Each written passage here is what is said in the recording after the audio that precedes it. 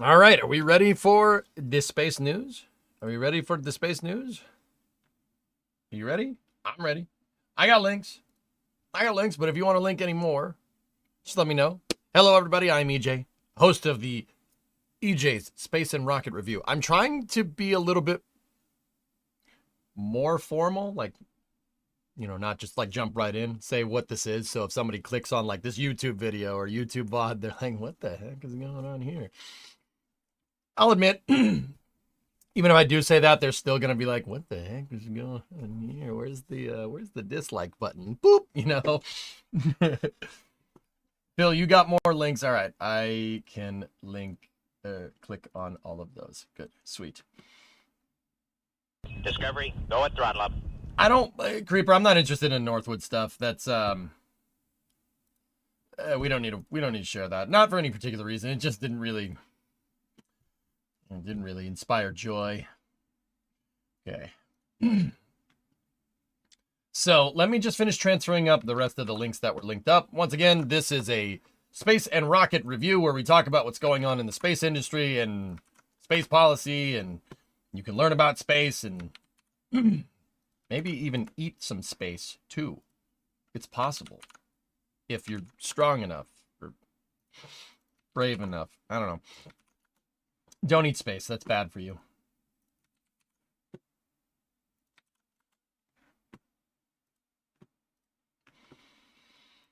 What happened to all the GIFs? Idiots putting in an agree to cookies notice over the embedded GIF is the problem with the GIFs here.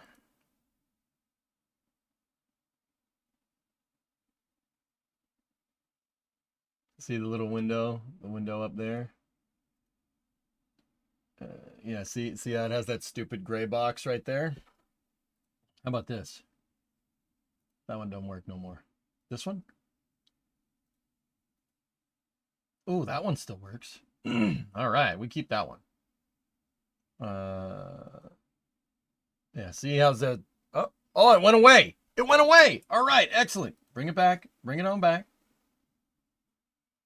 That's DM2 right there. Yeah, see the stupid box? They're putting their agreed to cookies notice on an embedded GIF, which is the dumbest thing. I don't know. It's pretty stupid. The Gene Kranz one still works. What about the NASA logo? No, that one doesn't work. No, that one works. Nice. We'll keep that.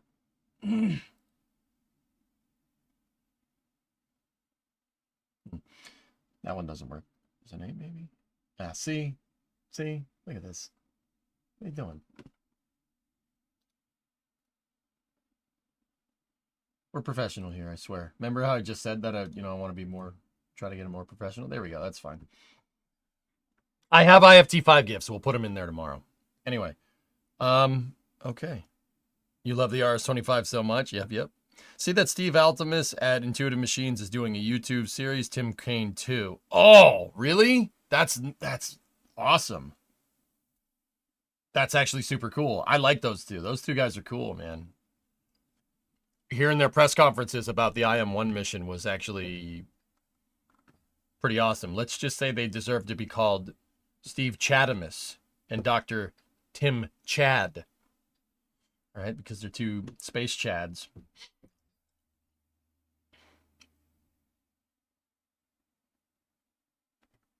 Chad J. Sonic Boom. Okay. Or something. Anyway.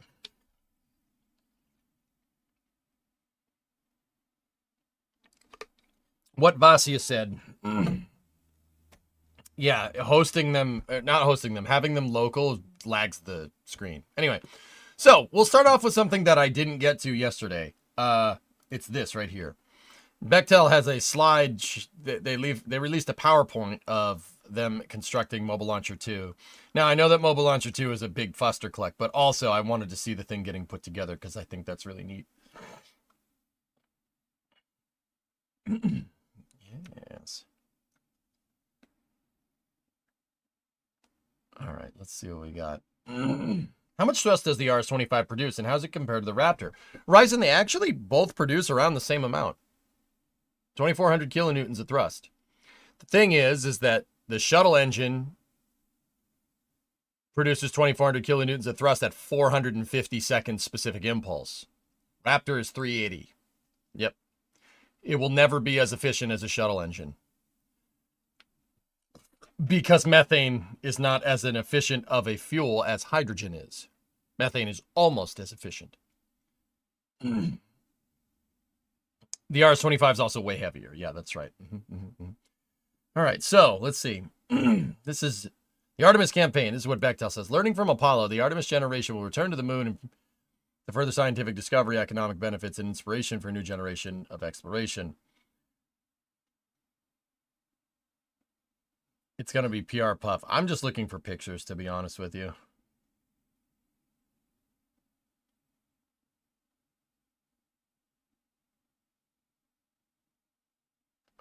Imagine a Hydrolox Raptor. Yeah, nice. Yeah, ML2 is going to need to be a little bit taller. And a baller. It's no ordinary construction project. ML2 is the first project Bechtel is completing for NASA in more than 40 years. Initial award, July 2019. Contract completion, May of 2026. That's not what the contract said at all. That's not, you can use a browser source pointed to a local file system. I know there's other ways to solve it, guys. I had the screens off to avoid this conversation. Don't worry. We're replacing a lot of this with Starship catching anyway, so don't worry about that. We have the gifts. I just got to do it. I was busy trying to get YouTube monetization figured out this morning. Also, yeah, no, no. The contract's supposed to be completed a year ago. Total contract, $1 billion. Cost plus award fee, 365 employees, 450 plus at peak.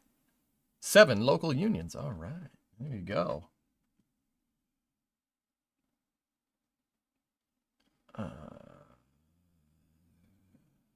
Tower characteristics, 35 stories tall. Yeah. Will withstand 2,200 degree Fahrenheit temperatures. Will interface with the VAB in 39A. Yep. And blast pressure 130 psi. Yep. Did you see this sad news? Man, what is this? Does this have to do with space? I didn't want to see that at all, John. Thank you for linking that and probably ruining the entire space news and probably the whole evening. Appreciate it. Special design considerations, staying under the weight limit. NASA has a strict weight limit for ML2 due to constraints on the crawler transporter. The crawler and its specialized crawlerway path used to transport the mobile launcher to the launch pad has weight restrictions.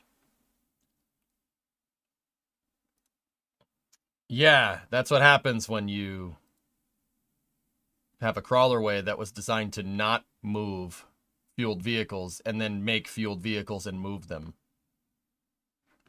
Yeah, John, that sucks about the United States, dude. I don't know. Whatever. Weight of ML1 was 1 million pounds heavier than expected. You missed the mark pretty hard there, pal. Need to improve weight tracking system in design and construction. Bechtel's task. Keep ML2 under 12.8 million pounds, currently within a 2.83% margin. Yes, Vasi, it's weird. They're called hurricanes. Oh, God, what the hell's going on? Why? Wasn't the original contract way lower than $1 billion? It was a $383 million cost plus contract, Trey.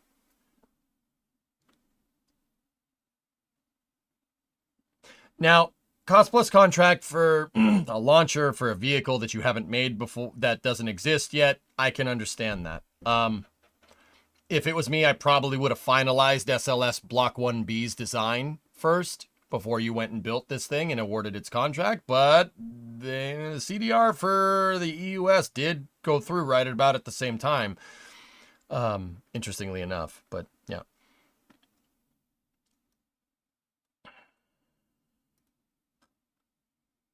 The weight of ML1 was 1 million pounds heavier than expected. Jeez. Geek, I don't know. I don't know how do you. That's a hell of an oversight, dude, don't you think? Who's managing this project? This sounds like something I would do in Kerbal. Oh, wow, it's a little heavier than expected. Whatever. Does that sound like NASA? Like, what the hell? Umbilicals are key connection points between the rocket and the tower. Yep. Go at throttle up. Why is it that people cannot get contracts that are confident? Yeah, Raven, I don't know. I'm not 100% sure. Money probably has a lot to do with it. Slide wire baskets. Discovery, go at throttle up. So Spartan, 58-month resub. Yeah, we were only off by like 1 million pounds. Weight tracking system. That should be incorporated from the start. Once again, this kind of confirms inadvertently, even though it's Bechtel's own slides, it kind of confirms what the OIG said. The OIG said that Bechtel has no form of schedule tracking for completing milestones for this project. Part of milestone goals for a project like this is, I don't know, coming together every month or two and making sure that you have a good idea of how much the thing that you're making weighs. That's one of them. That's one of them. It's kind of important. Might be important. But who knows? We'll see. Umbilicals are key to vehicle damper, slide wire baskets, Bechtel and NASA integrated teams.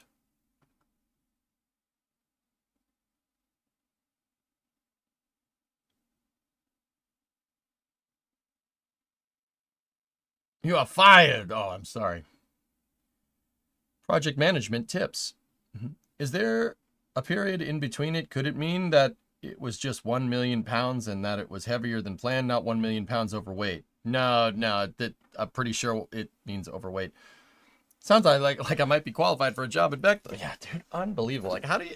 It's not like your mobile launcher is expending fuel or something. Like, it's all static equipment. Like, how do you miss that? Also, I can't believe Bechtel doesn't use an EVMS to track that. In all my NASA solicitations, that is a requirement. I wonder if there are a reason for that. Rocket, like, I don't... It's ridiculous to me. Bechtel admitted it. They admitted in their own damn slides that...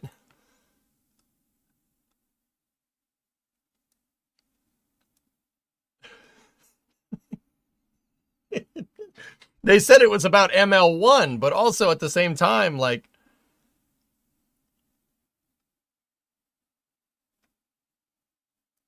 This very much sounds like they don't know what the final mass of this thing is going to be.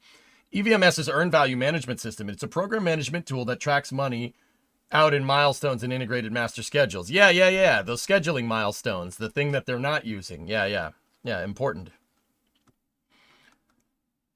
Integrated EPC. ML2 is the largest construction project in NASA's portfolio.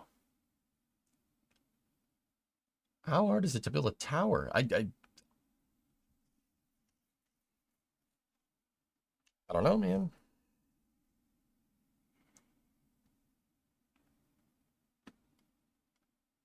If you don't track it, nobody can prove you're wrong. Yeah, 2.83% margin, especially, yeah.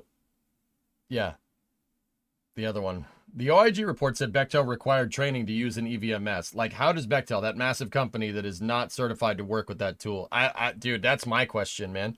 Does anybody at that company know how project management works, or do they just kind of wing it?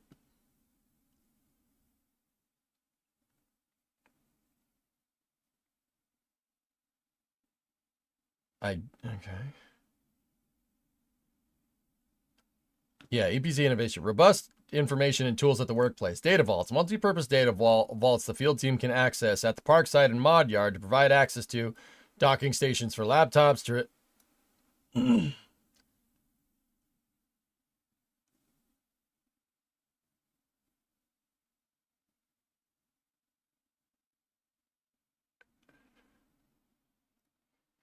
Does this imply that they don't have this already? Like,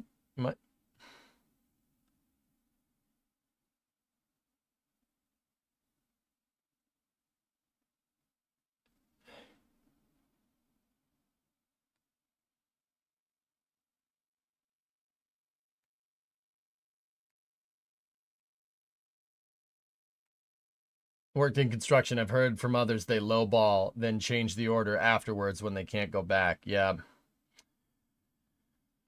Yeah. Yeah. Yeah. Yeah.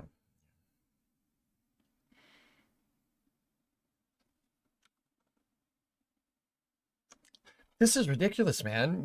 They're 5 years into this project and you don't have all this stuff figured out by now, or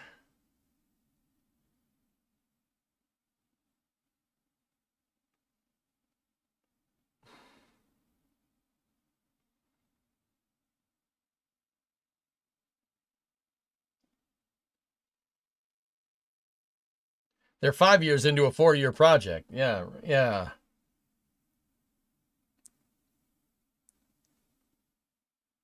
This slideshow, these slides suggest all the changes that they need to do. Yeah, Journey.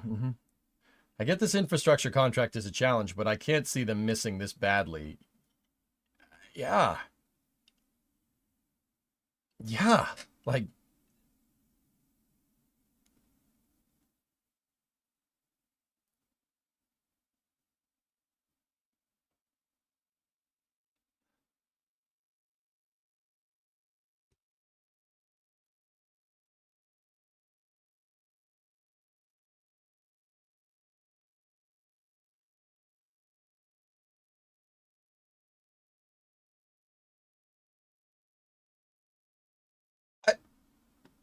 but what?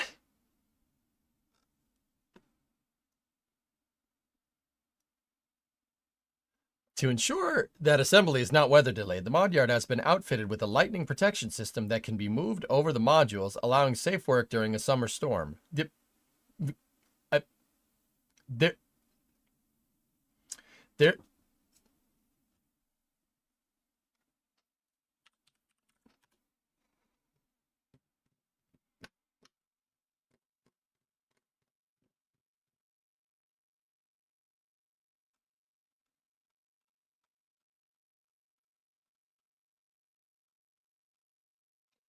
This site that they're building is right here. See, there's ML2. There it is. There's this. It's interesting to me that they're talking about lightning protection because there's like this big thing over here that's like 520 feet tall. That's like right next to them. I mean, maybe that's a little far away, but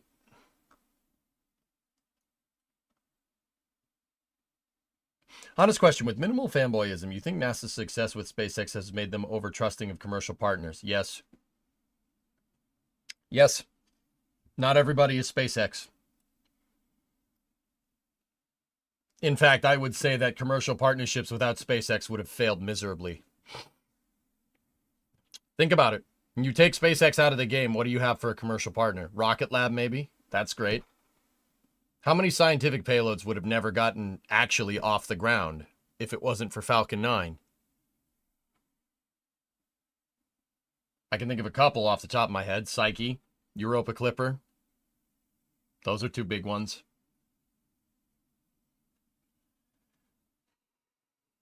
Antares was okay, but Antares is 80 million a pop. 80 million for a medium duty rocket. Yeah. Can you drop a link to the document? Yeah, DART. James Webb was not moved by commercial partners, Da Vinci. I'm all for the commercial space industry use, obviously, but personally, I think NASA is leaning too much on commercial. I agree. Yes, I'm very much with you on that one. Juice, Hera. Yeah, guys, the list goes on and on. That's the point.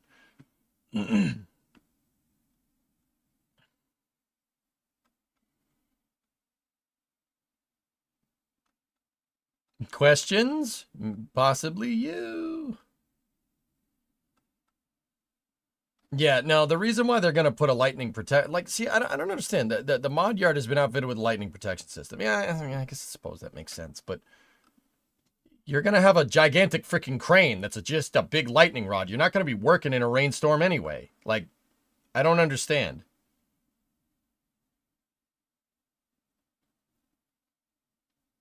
Whatever. It's fine. Rocket Guy, I'll be honest. In 2021, when the cost had tripled from the original estimate, I would have told them to piss off. I would have gone to Elon and say, build me a freaking mobile launcher.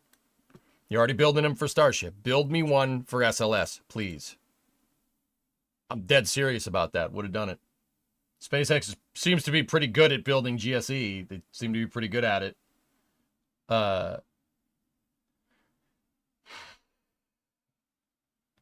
You know, considering they've built 3 of those towers in the time that it takes everybody else to build that. ML2 is taller than ML1 and it's designed for SLS Block 1B. It's designed to take how heavy the vehicle is, Pigzig. The Crawlerway was never really designed to move fueled vehicles. Think about that for a second. It was designed to move a mostly empty Saturn V, with the exception of the hypergolic propellants on the payloads, right, on the CSM and the LEM. And then we decided that we're going to fuel vehicles in the VAB with solid rocket propellants. And that's when, I mean, with the Space Shuttle, it's not that big of a deal because the Space Shuttle is a short compared to the Saturn V. But now that you have a Saturn V-sized launch vehicle with 5-segment solid rocket boosters, you're getting to the upper limits of what the terrain can handle in terms of weight, on top of moving the gigantic pad with it. That's why they're worried about that, because the crawler transporter with a shuttle-derived launch vehicle like that could sink into the ground. Yeah, not good. What's the advantage of a mobile pad? Clean pad design allows you to launch multiple different types of rockets off of the same pad very easily. You can also stack 3 or 4 missions and quickly swap the pad out. Swap out the mobile launcher. It allows for parallel stacking, Jack, so you can build 2 or 3 missions all at once. That's why the VAB has 4 high bays.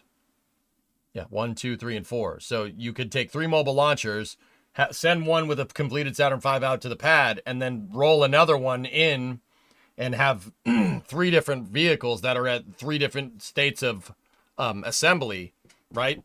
And then that one flies. You bring the empty one back, start stacking a new vehicle. Another one pops out. You put it.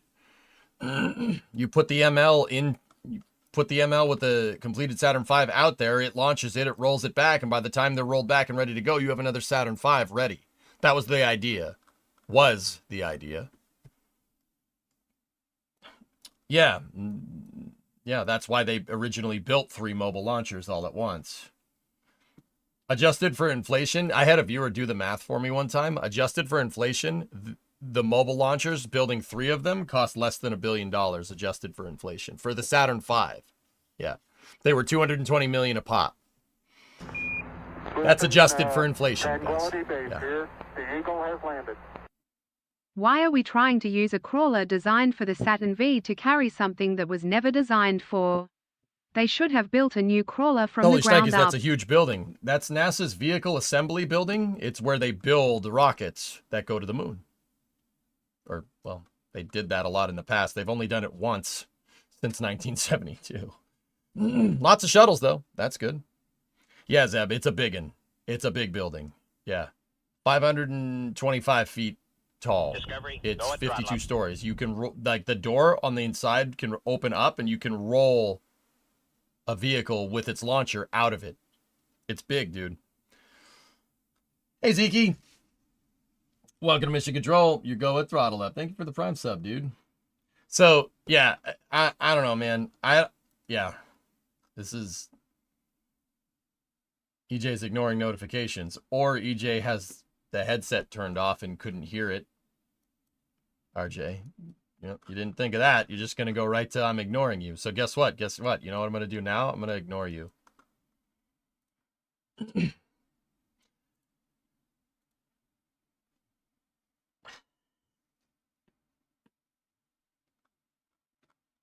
Anyway.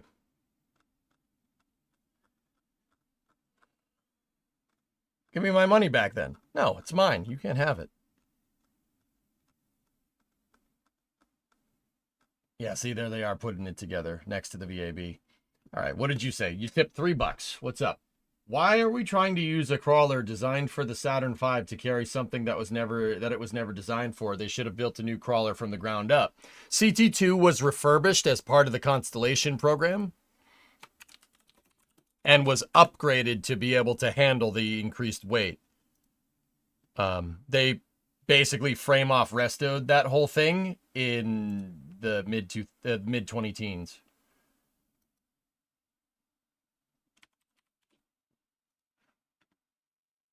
Yeah.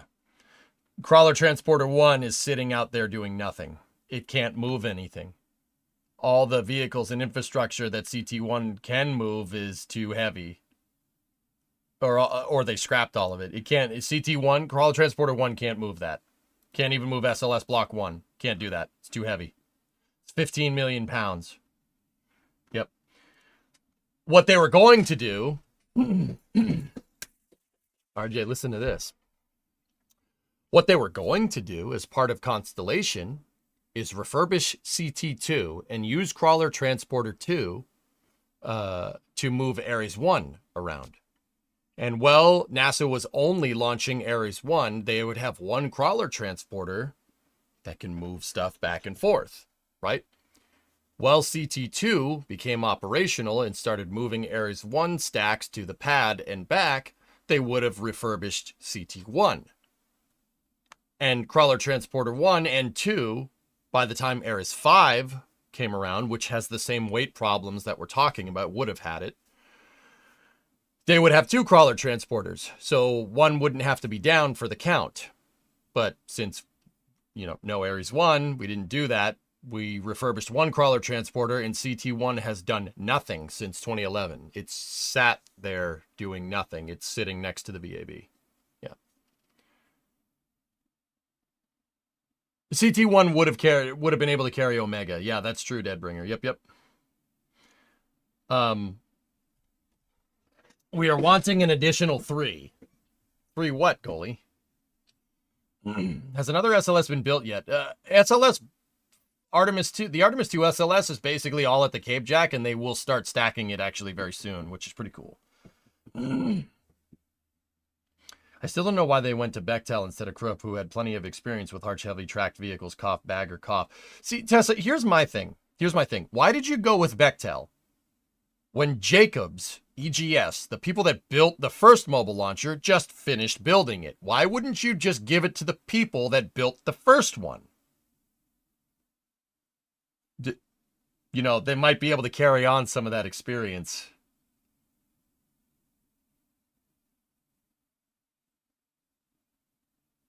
You're wanting an additional 3 million. Like, I would be very curious to see the procurement for that.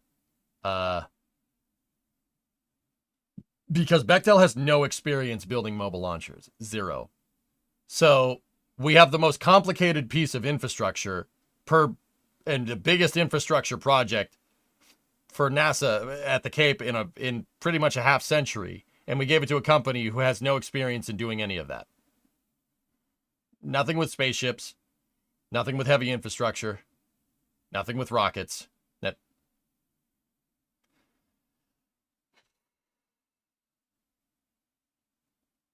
Yeah, lowest bidder. Yeah, well, they bid low on purpose and then jacked the thing on a cost plus contract because they're... I'm not finishing that thought, but you can probably extrapolate it. You reckon someone is playing games? Absolutely. Absolutely, Pigsig. See, here's the thing. You know how I'm normally like, oh, it's, people that say SLS is too expensive. And I say, compared to what? Compared to what? Starship? No, it's not. Costs a lot of money to build a rocket to go to the moon. Elon will be the first one to tell you that. Now, if you like Starship because they plan to use it a lot more, then yeah, I don't blame you. But the same argument could be made with SLS. You could probably not launch SLS as much as Starship, but even if you launched SLS 4 to 5 times a year, cost would pretty much be in line. It'd pretty much be in line if you figured total cost involved for both vehicles. But people don't want to hear numbers. That gets them upset. They just want to hate SLS, which is fine. Now, with all that being said, you can compare the price of a mobile launcher to another one. NASA just finished building one for SLS Block 1 relatively recently. Compare the price of that. How much did it cost to make that thing? Now, adjusting for inflation, you could scale costs to the original 3 mobile launchers that were built during the Apollo program. Now, I know that even adjusting for inflation might not be an exact analog here for extrapolating price on these things, right? But the point that I'm trying to make is that there is precedent there to know how much this thing is going to cost, and for someone at NASA to be able to understand if you're getting lowballed on a contract.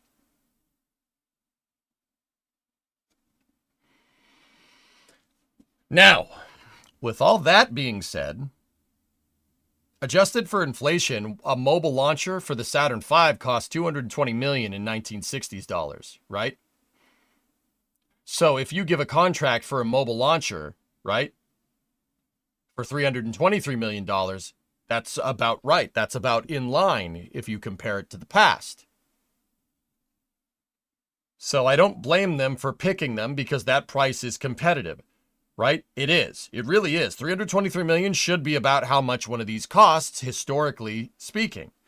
But you didn't take into account how, I don't know how much ML1 costs. I don't want to know. It's probably ridiculous. Now, once again, with all that being said, $323 million seems pretty damn competitive. That doesn't seem like a lowball bid for an ML, considering an ML is just a, I was about to say it's a static piece of equipment, but it's not. It moves. But it's just a tower, right? Well, you have to deal with the weight problems, which shouldn't be too hard to figure out. Any engineering firm could probably figure it out. Figure out how thick the steel needs to be, et cetera, right? But when that contractor comes back and says that no, it's going to cost, 2 years later after you award the contract, they say no, it's going to cost $600 million now. They said because of COVID, right? Okay, cool. And then in 2023, and 2 years later again, they come back and say no, it's going to be $900 million. Just kidding. It would be at that point where I'd be like, all right, you guys can pack your shit up and leave. I'll find somebody else. Thank you very much. It was supposed to be delivered in 2023. Now, not only am I not getting a mobile launcher in 2023, but my costs have tripled for this thing, and I still don't have anything. Circa 2023, there was nothing. There was an empty field where ML2. They hadn't even started construction on it. That's pathetic. Also, I got to time myself out because I swore, excuse me.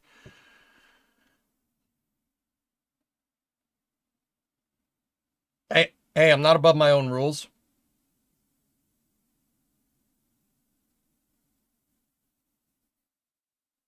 Something is going on there. And that particular reason is why the Government Accountability Office investigated the ML project and came back with the findings that they came back. Because someone ain't stirring the Kool-Aid, man. Someone ain't stirring the Kool-Aid, Ace. That's sus. That's very sus. Dude, bro, I could build a mobile launcher for $900 million. Do I know anything about construction? No. But you know what I would do? I'd get people that do. I bet you I could oversee a project building a mobile launcher for less than that. I can say that with pretty high confidence. And I know dick about construction. But then again, it seems like they don't either. Just saying. Anyway. Yep. That is enough for me. ML1 cost $1 billion total. Okay, big red flag there, Trey. But yeah. Yep.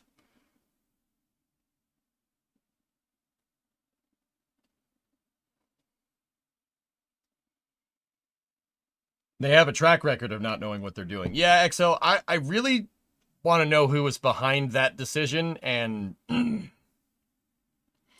yeah, I would want to see who their constituents are monetarily, because this is, dude, come on. Something's wrong here.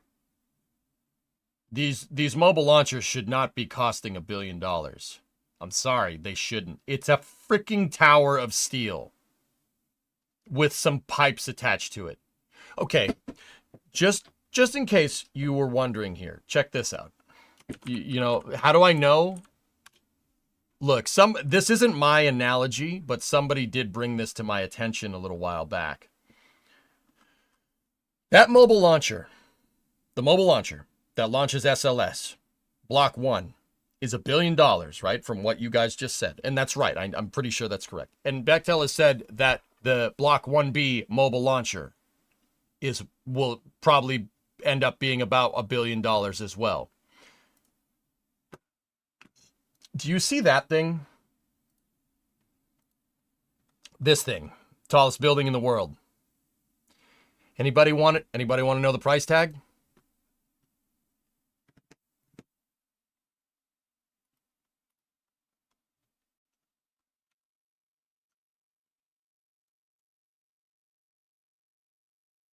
The tallest building in the world cost $1.5 billion to make. And we're sitting here struggling making a 35-story tower.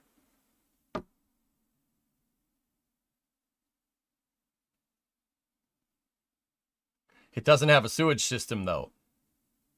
I mean, Leo, you're not wrong, or Laotian, you're not wrong, but also at the same time, neither does the mobile launcher. The mobile launcher don't have any toilets on it.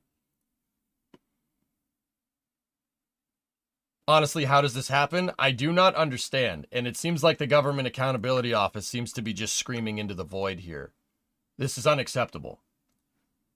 Unacceptable. That right there costs 2/3 of the price of the tallest building in the world. Not a chance.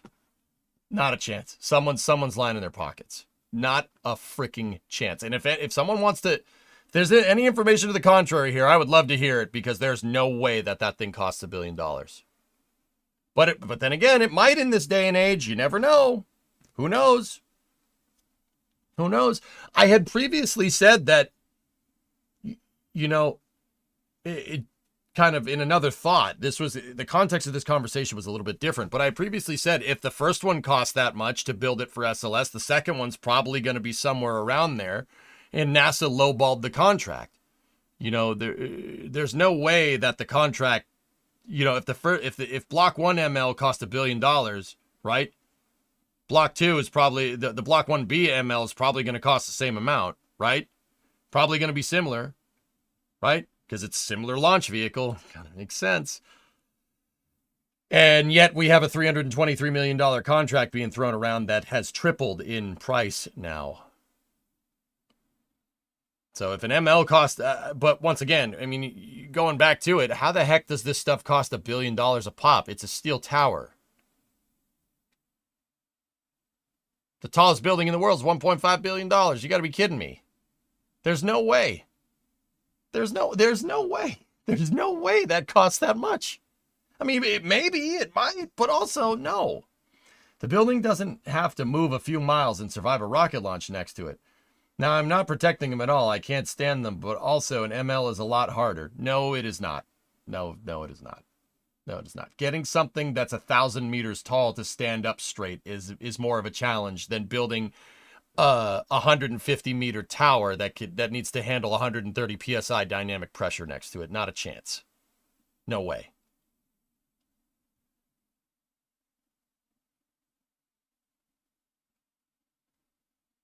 Goalie, like, look, I think, you know, Jacobs was $1 billion for a Block 1 ML. So, okay, all right, here, let me be real. First of all, if we just followed through with Constellation, we would have figured this out a long time ago. Not a lot of people know. Here. Not a lot of people know that SLS Block 1's mobile launcher was not built for that rocket.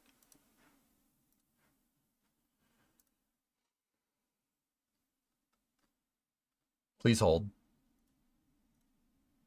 The SLS mobile launcher was built for Ares 1 and was halfway completed when some bonehead decided to cancel the program. There it is with CT, I think CT1. I forget which one that is, but yeah, it was completed. And then they took the whole damn thing apart and put it back together for a vehicle that's like 6 times as heavy as an Ares 1, and it turns out it bends. That's why the cost ballooned on ML1, guys. Because they basically took a launch pad for a vehicle that weighs 1 million pounds and took it apart and tried to rework it for a vehicle that weighs 8 million pounds. Whoops. Remember how I said, yeah, exactly, Matt. Exactly, dude. You're on the ball. You're on the ball. Remember how I said yesterday that the repercussions from the Constellation program are going to affect the repercussions from canceling Constellation are going to we will feel the reverbs of that for decades to come. Yeah, there you go. There you go. So the tallest building in the world costs less than Orion, ... Yep, Trey. Yeah. Well, Orion is supposed to do a lot more. I can understand that for Orion, believe it or not. But also, in the same breath, they didn't even get the heat shield right. So, okay. If Bechtel aren't skimming off the top side, bottom, and middle, a bit more off the top and the foundations, I'll eat your hap dipped in motor oil. Tessa, something weird is going on here. It doesn't make any sense. Doesn't make any sense. Building a tower to catch a 22-story building is a true challenge. Yeah, yet SpaceX is over here building something that's designed to catch a 300-ton booster. And did it. You know, like, I've been trying to be impartial basically since I started streaming, but it is coming increasingly difficult.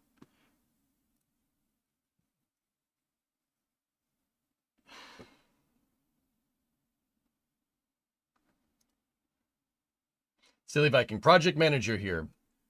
Second one should be cheaper, assuming material cost is about the same. Not a lot less, but the same. Mainly in payroll. You need way less management and engineering review after you did it. The unknown unknowns are always come up the first time. But the second time is most of the stuff is hammered out already. Yeah, silly.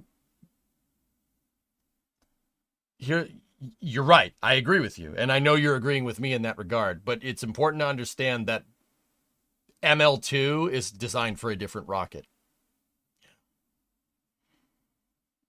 A rocket that is substantially heavier than SLS Block 1 because it's got a way bigger upper stage. So they reintroduced unknown unknowns by frankly having a garbage spaceflight architecture. The more you know.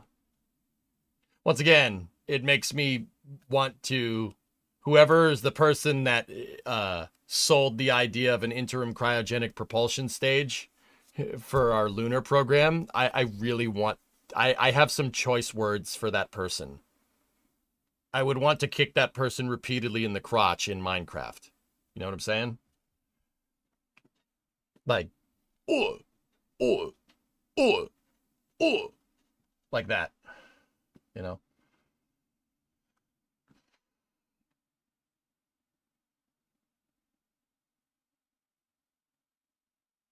Yeah, welders bring a premium, Deadbringer, but yeah. Mm-hmm. But EJ, one of stopgap solutions caused trouble in the past, Kappa. Yeah. Mm-hmm. It's kind of hard not to be biased because SpaceX is showing progress and aren't afraid to use fit. Yeah, no, Obsidian, that's the truth. Anyway. How did that go again? You think I'm making up noise? That's what it sounds like in Minecraft. I'm telling you.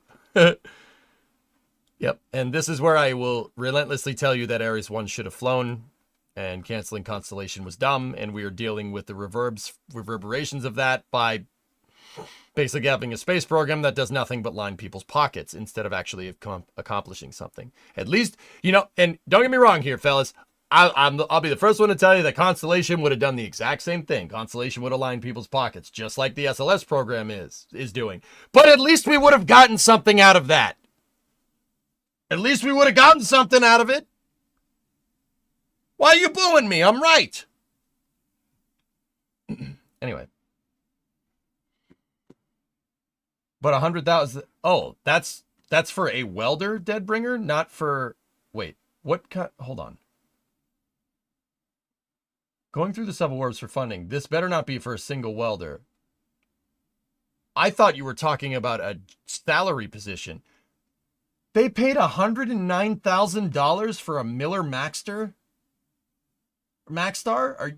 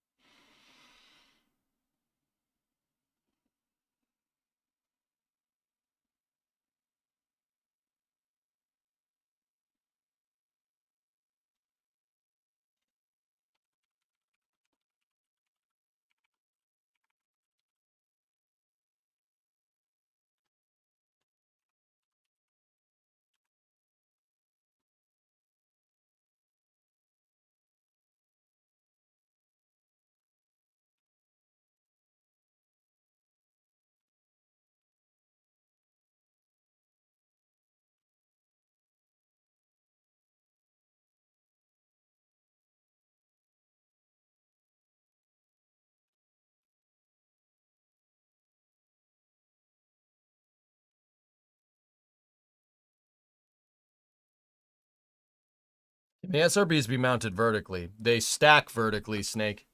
You have to stack the SRBs and then hang the core stage on them.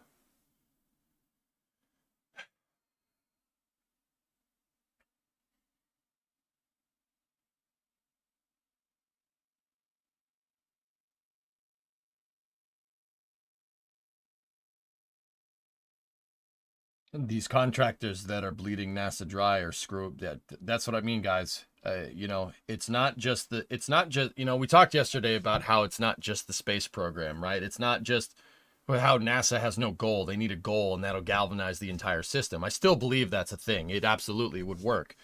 But the other thing is that NASA can't keep bending over backwards for these contractors. I keep seeing stuff like this where NASA's like, hey guys, we want to buy a new Jeep. Your website says that a Jeep for NASA, you know, a Jeep would cost me 20 grand. Okay, let's go to Jeep. Hi, Jeep. Hey, I'm here for the $20,000 Jeep. And Jeep goes, you're NASA, huh? Yep, that's me. Oh. Well, you know, I'm going to put a NASA sticker on this Jeep, but it's going to cost me a lot of time to do that. So the NASA Jeep for you costs 40 grand. Oh, really? Is it special for me? Yep. Yes, it is. Oh, wow. 40 grand? Oh, that's a great deal. Thank you. And that happens a lot, and it's very frustrating.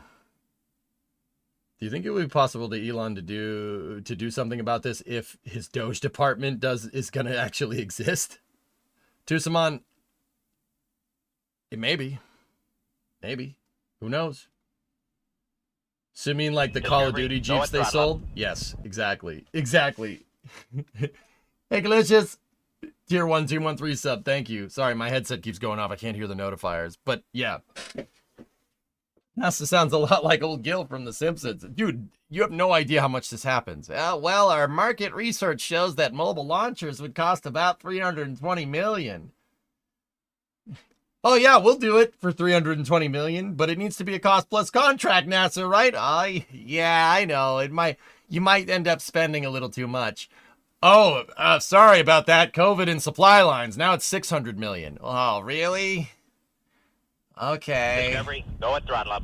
Oh, sorry about that. We forgot to make a schedule. Now it's gonna be $9 million. Well, isn't that your problem? No, you see, NASA. You didn't give us a schedule to deliver this. Oh, well, I did. It was supposed to be here in 2023. No, NASA. You don't understand. You don't understand. You didn't give us scheduled milestones. You just said deliver it in 2023. Without you giving us scheduled milestones, we don't know when it actually needs to be delivered. Oh, that's right. Okay, here's another $1 billion.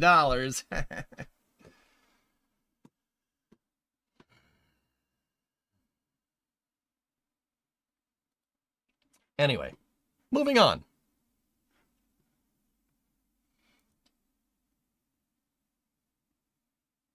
Well, a standard house is almost $500,000, so I can see how Bechtel spent so much. I think you have your decimal points moved.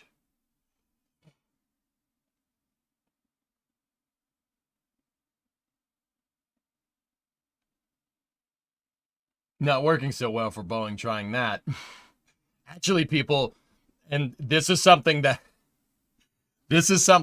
people also really don't like hearing, but it's the truth. I think that funding Starliner development on a fixed price contract was the dumbest thing that you could do, and I think that's the reason why Starliner has so many problems. Yeah. Yeah, how the hell do you know how much it's going to cost? You haven't made it yet. How do you know? Boeing developed a Starliner on a fixed price. For development of vehicles, especially for something that you don't know how to do, like building a pod, which Boeing has never done before until Starliner. Weird, huh? Yeah, how do you know how much it's going to... You don't. So that's where a cost-plus contract would be good, with good structuring and schedule milestones. In this particular case of Commercial Crew, it would have been a good idea because those schedule milestones are, oh, I don't know, delivering people to the ISS before it ceases to exist. That's weird. The contracted 6 missions that Dragon has flown, and then some, and Starliner should be flying, should be on a fixed price from there. But fixed pricing your development is why Starliner has so many problems. Guaranteed. Guaranteed. Yep. Because fixed pricing development forces the contractor to basically not afford you can't afford the best and brightest for the project because you only have so much money to spend on it. Think about it. It's true. People could say I'm a jerk for saying it. It's fine. But I think that's why Starliner has all the problems. I think that's why it has all the problems, because they fixed price the development, which is absolutely what you shouldn't be doing. Every spacecraft that has been engineered and developed pretty damn successfully was not done that way. Apollo, good example. Starship, another good example. Yeah. Fleet got another bone stock Marauder. All right. Anyway, speaking of SpaceX,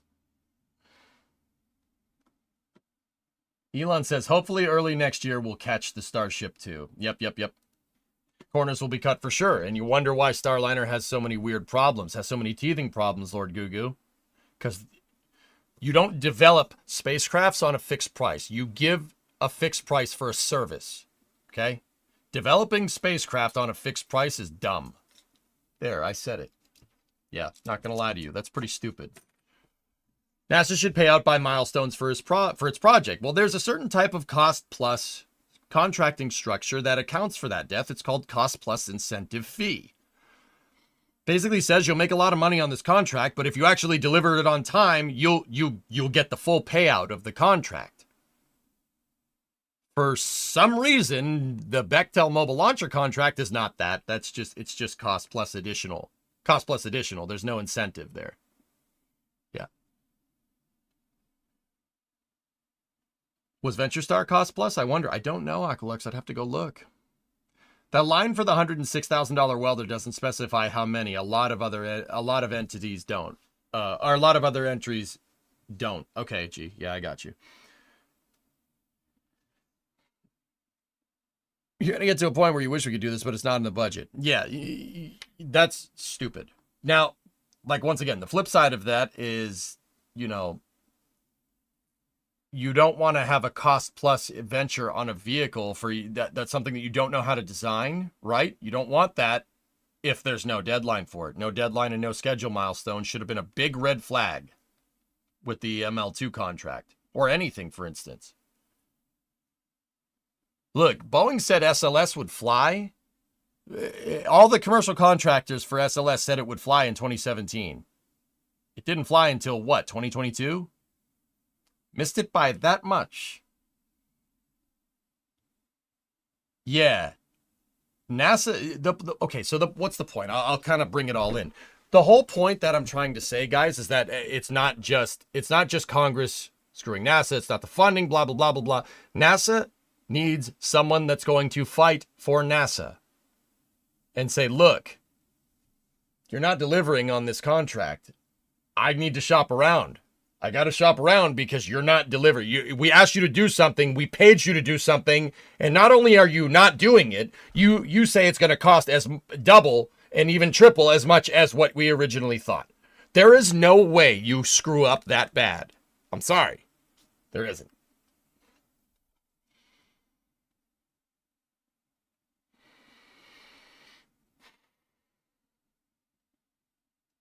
Anyway. Now on to some good news. Let's move that over there. We're going to go through some kind of quick space news links. I'm going to try to get the quick stuff. Here, lighten the mood a little bit. There we go. Bing, bong, boom. There's a picture of Yak and Hoppy. Yacky and Hoppy. Nice next to each other. Very nice.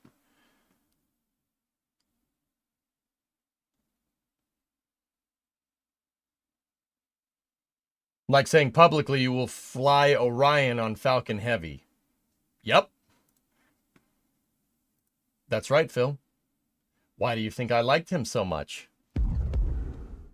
He has the stones, because Jim has the stones to say what needed to be said. There's a picture of Jack and Hoppy. This was shared yesterday. Oh, actually, speaking of that, this next article you might like. Boom! Check that out. This is coming from Space Policy Online. Jim Bridenstine to lead NASA Mars Sample Return Strategy Review. In a post on NASA's Science Mission Directorate website yesterday, NASA disclosed the establishment of a Mars Sample Return Strategy Review team to assess 11 studies of alternatives for returning samples of Mars to Earth. The independent team, led by former NASA Administrator Jim Bridenstine, will not recommend acquisition strategies or partners, but examine options. The agency also set up a NASA analysis team composed of mostly NASA employees to provide programmatic input. NASA is trying to find a way to return samples now being collected by the Mars Perseverance rover back to Earth less expensively and more quickly than what the agency has been planning. An independent review of the joint NASA-ESA program last year concluded that it would cost as much as $11 billion and had a near zero chance of meeting its schedule, prompting NASA to reach out for new ideas. Turns out when you underfund a program, here's another case of the exact thing that I'm talking about. Anybody that's going to sit here and tell me that a Mars sample return is not going to be a multi-billion-dollar mission is a moron.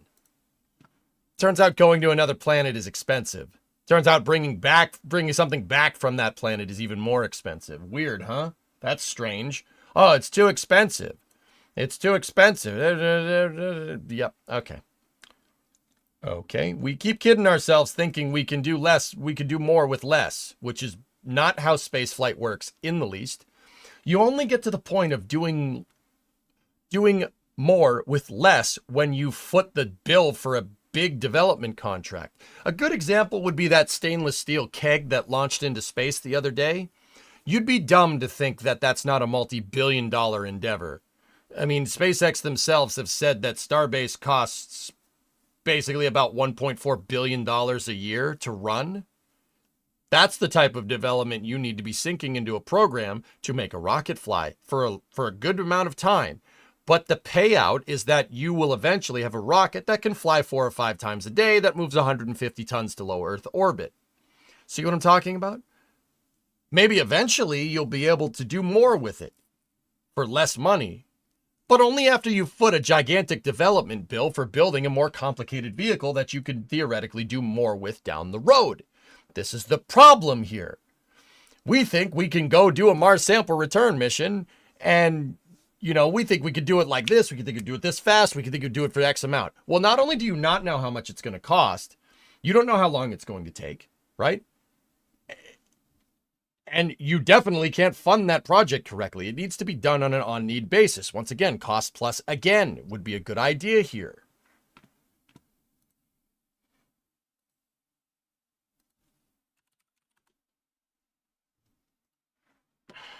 And unfortunately, a lot of NRE was already spent with JPL's original concept in-house. Yeah. You don't know how much it's going to cost until you go and do it.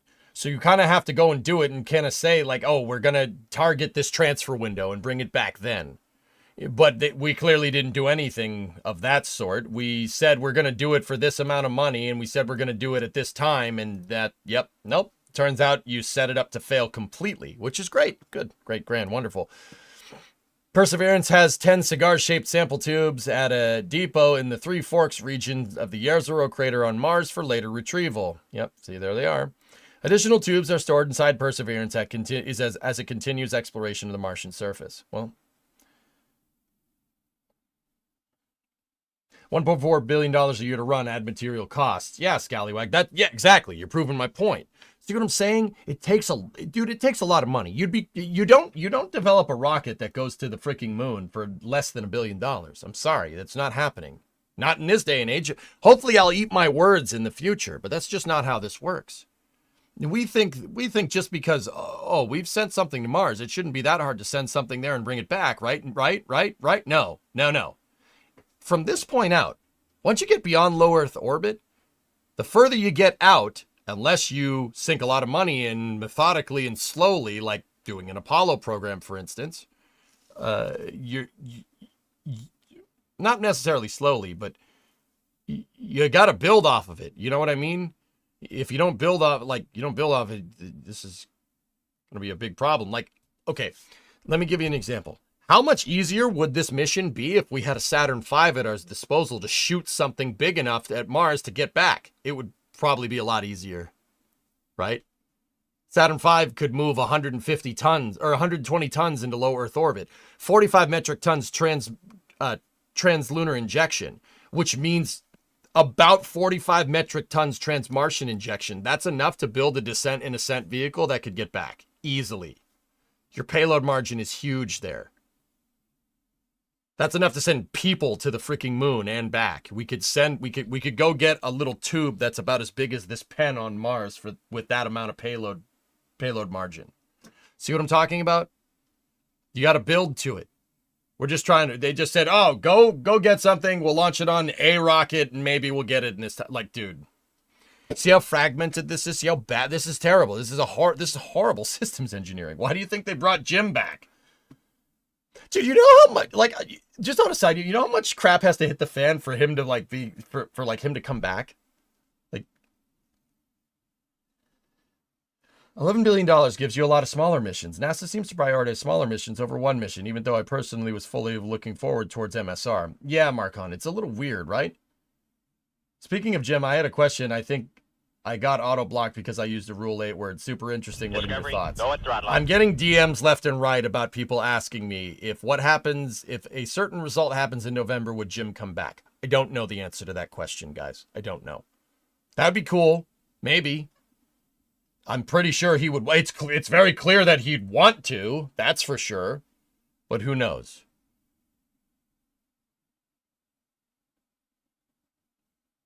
Hey, Jude, what's going on? 51-month resub. All I'm hearing is that we should bring back the Saturn V. Or we should build more SLSs and we wouldn't have this problem.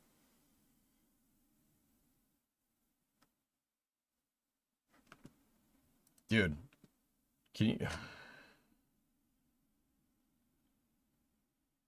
Exo, yeah. Jim worked well. He worked well with SpaceX.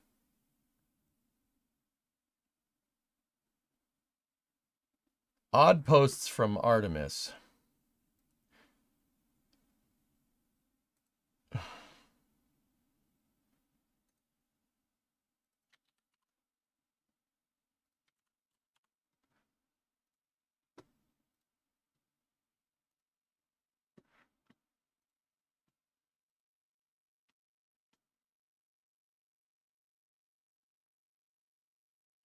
NASA Artemis, catching boosters, not feelings. Booster catch was a first for SpaceX and an important step towards rapid reusability as NASA and its industry partners develop landers to enable a regular cadence of lunar surface excursions under Artemis. Elon for NASA Special Advisor 2025. He's already basically a special advisor for 2025 journey. You just got to bring the right person in.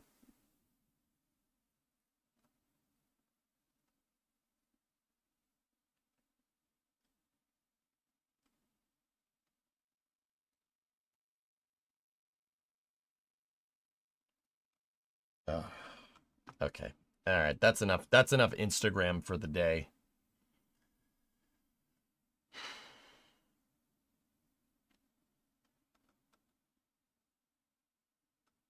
That's enough Instagram for the day. It's the reason why. It's the reason why I don't go there. Second thought. Let's not go to the gram. 'Tis a silly place. All right. So the Bridenstine-led Mars Sample Return Review team established yesterday will examine these options for a complete mission design, which may be a composite of multiple study design elements, and report by the end of 2024. Other members are Greg Robinson, former program director on James Webb, Lisa Pratt, former planetary protection officer at NASA, Steve Battle, president, Battle Engineering, professor of practice, University of Michigan. Hey, go blue. All right, cool. Phil Christensen, Regents Professor, School of Earth and Space Exploration, Arizona State University at Tempe. Eric Evans, Director Emeritus and Fellow, Lincoln Lab. Oh, cool. Right on. And Jack Mustard, catch up. Now, Jack Mustard, and he's dude, how much crap do you think that guy got? For real. Jack Mustard, Professor of Earth, Environmental, and Planetary Science, Brown University. Maria Zuber, EA, Griswold Professor of Geophysics and Presidential Advisor for Science and Technology Policy, MIT. All right.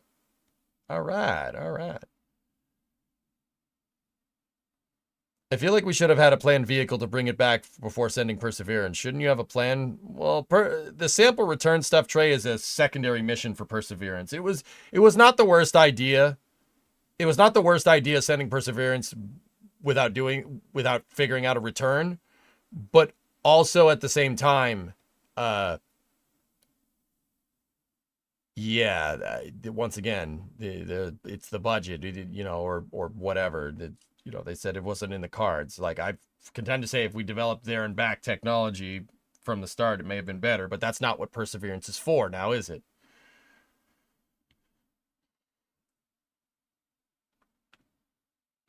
I don't think Bill will get replaced, EXO. And regarding space flight policy, we've heard some from one side, but not much from the other. So I don't know, dude. I don't know.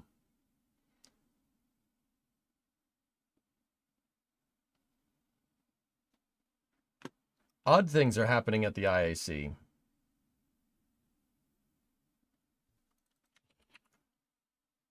You keep linking stuff now, I'm not going to be able to get through everything. Gee, I wonder where they got that idea.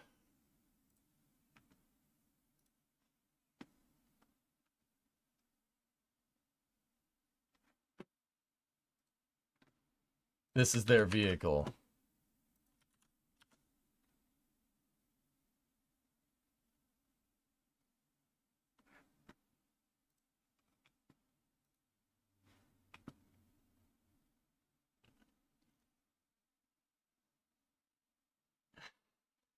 Hey man, yo, can I get your answers to the test? Yeah, sure, you can copy me, but just change your answers up a little bit. New Glen ship. There you go.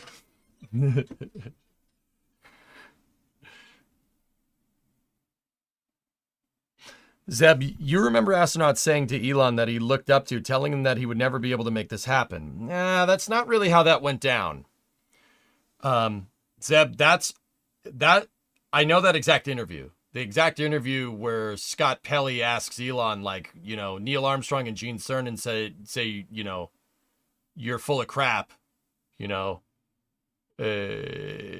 full of crap, and Elon crying about it, which I'd be a little pissed off about that too. But you got to understand that the context, okay, The context in which Neil Armstrong and Gene Cernan said that we shouldn't be going to SpaceX, the context of that conversation, and once again, this is super important to understand, Zeb. Neil and Gene liked SpaceX. They did. They thought it was a good idea. What they didn't like was a good idea is canceling our entire national space program in favor of a commercial contractor that might be viable in the future. You're losing a lot for a very, very small, at the time, a very small potential of a very big gain in the future. That's not a good way to conduct spaceflight, canceling stuff and saying that they've done it for less. I'm pretty sure that's how we ended up with the space shuttle. And they're 100% right. In that same testimony that 60 Minutes just cherry-picked in that interview to get a reaction out of Elon, in that same testimony, this is what they said. This isn't a verbatim quote. It's off the top of my head, but this is the gist. They said that if commercial contractors if we decide to just pull the rug out from our entire space program, getting rid of Constellation, getting rid of the space shuttle, and then trusting commercial contractors like Boeing or SpaceX to start a commercial program in lieu of that it would take about a decade for them to get up to where they were at the end of the shuttle program. That's what they said. They said that in a congressional testimony in 2010. When did DM2 launch? 2020. That's weird. That's a little strange. Huh. It's almost like they were 100% right. Scott Pelley cherry-picked the context of that question to get a reaction out of Elon because 60 Minutes sucks. You suck. Stay in your frickin' lane. Go look it up. You don't believe me? Go look up the congressional testimony.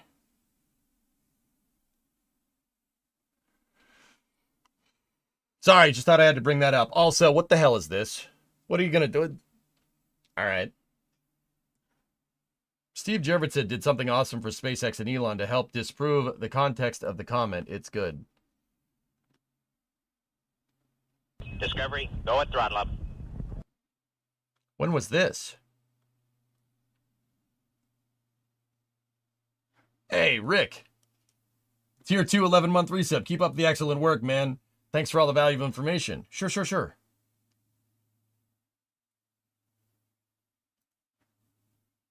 EJ, that's fine. Let's see them actually build it. Yeah, I know. There's a nice computer graphics. They said it's going to be ready in 2030 right there. Okay. Sure. Neil Armstrong sent a strongly worded letter to 60 Minutes for taking what he said grossly out of context. Reading a bit on Neil, it's completely out of character for what 60 Minutes said he said. Yeah. I was a little pissed off. Yeah, geek. Interesting. Gee, I wonder how this interview was 10 years ago. 12 years ago. That interview was in 2012. Gee, I wonder how long they've been doing that. That's great. Yeah, you know what? Let's not open up that can of worms. What did they take out of context? Okay, they took out of context what Gene Cernan and Neil Armstrong said in a congressional testimony about canceling our national spaceflight program and how putting it on commercial contractors would take a decade to catch up. You've heard me talk about this. 60 Minutes phrased that in an interview with Elon in 2012 about they phrased it as Neil Armstrong and Gene Cernan hate what you do. They say that you're not a solution, to try and elicit a reaction out of Elon to make a good story out of nothing, because they suck. Yeah, lost a lot of respect when I figured that out for 60 Minutes. And this wasn't like recent. I put two and two together when I was doing a lot of research about SLS in like 2016 or 2017. I'm like, wait a minute. You got to be kidding me.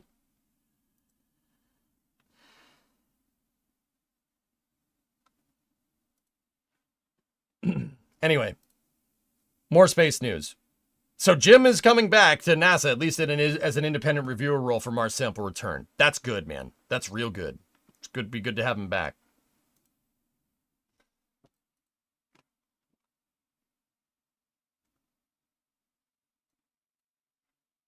Hey, C. Kraken, what's going on? That's why it's important to watch those hearings live. Yep. The commercial sector isn't equipped to undertake these tasks yet. He said it would take them about a decade to get a manned space program. Actually, I think his exact words were, switching to commercial would set us back 10 years. It's almost like the first and last guys that walked on the moon that kind of oversaw the entire Apollo program from start to finish, at least from an astronaut standpoint, know how long it takes to build a space program. That's weird. Huh. Why would we listen to them? Right? Busy work, busy life. It's not a bad thing, Sea Kraken. It's not a bad thing. Anyway, here's a little bit of good news. In an apparent first, the state of Maine is going to pay to subsidize SpaceX Starlink terminals and give service under a new program announced Thursday by Governor Janet Millis in an effort to connect 9,000 homes and businesses with no internet access. Nice. Almost like they know how the whole system works. Yeah, I agree. I mean, Matt, my entire outlook on space flight, in terms of NASA needing to have their own rocket and SpaceX needing to have redundant capability and that being the most sustainable way forward is basically based off of that testimony. My entire point is based off of that. Based off of what Neil Armstrong and Gene Cernan said in a congressional testimony. That everything that I teach you about the mistakes behind canceling Constellation and mistakes in program funding and mistakes in short-sightedness and contract structure and all of that is stemmed from basically those galvanizing statements. Guys, I know we're a little ways out. Neil Armstrong's been, he went back to the moon in 2012, right? Figuratively, right? We lost him in 2012, which really sucked.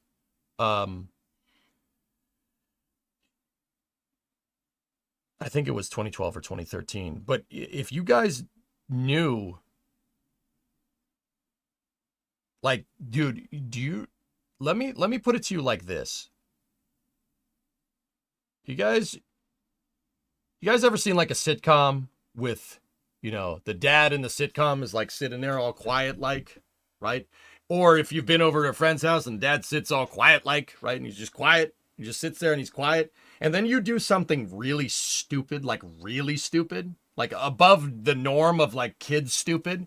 And the dad says like, I'm disappointed in you. What are you doing, blah, blah, blah. So you need to start to pull your head out of your, and, they give, you get the spiel. That's Neil. That's Neil Armstrong. I didn't know him personally, but the point that I'm trying to make is that when Neil Armstrong didn't do that. It's not like he testified to Congress. He basically stayed out of the public eye for 30 to 40 years after he, went to the moon. He just kind of did his own thing. You know how bad it needs to be for him to get hit, you know how bad it got for him to testify to Congress and to come out of the woodwork, throw himself into the political arena and start saying stuff like that?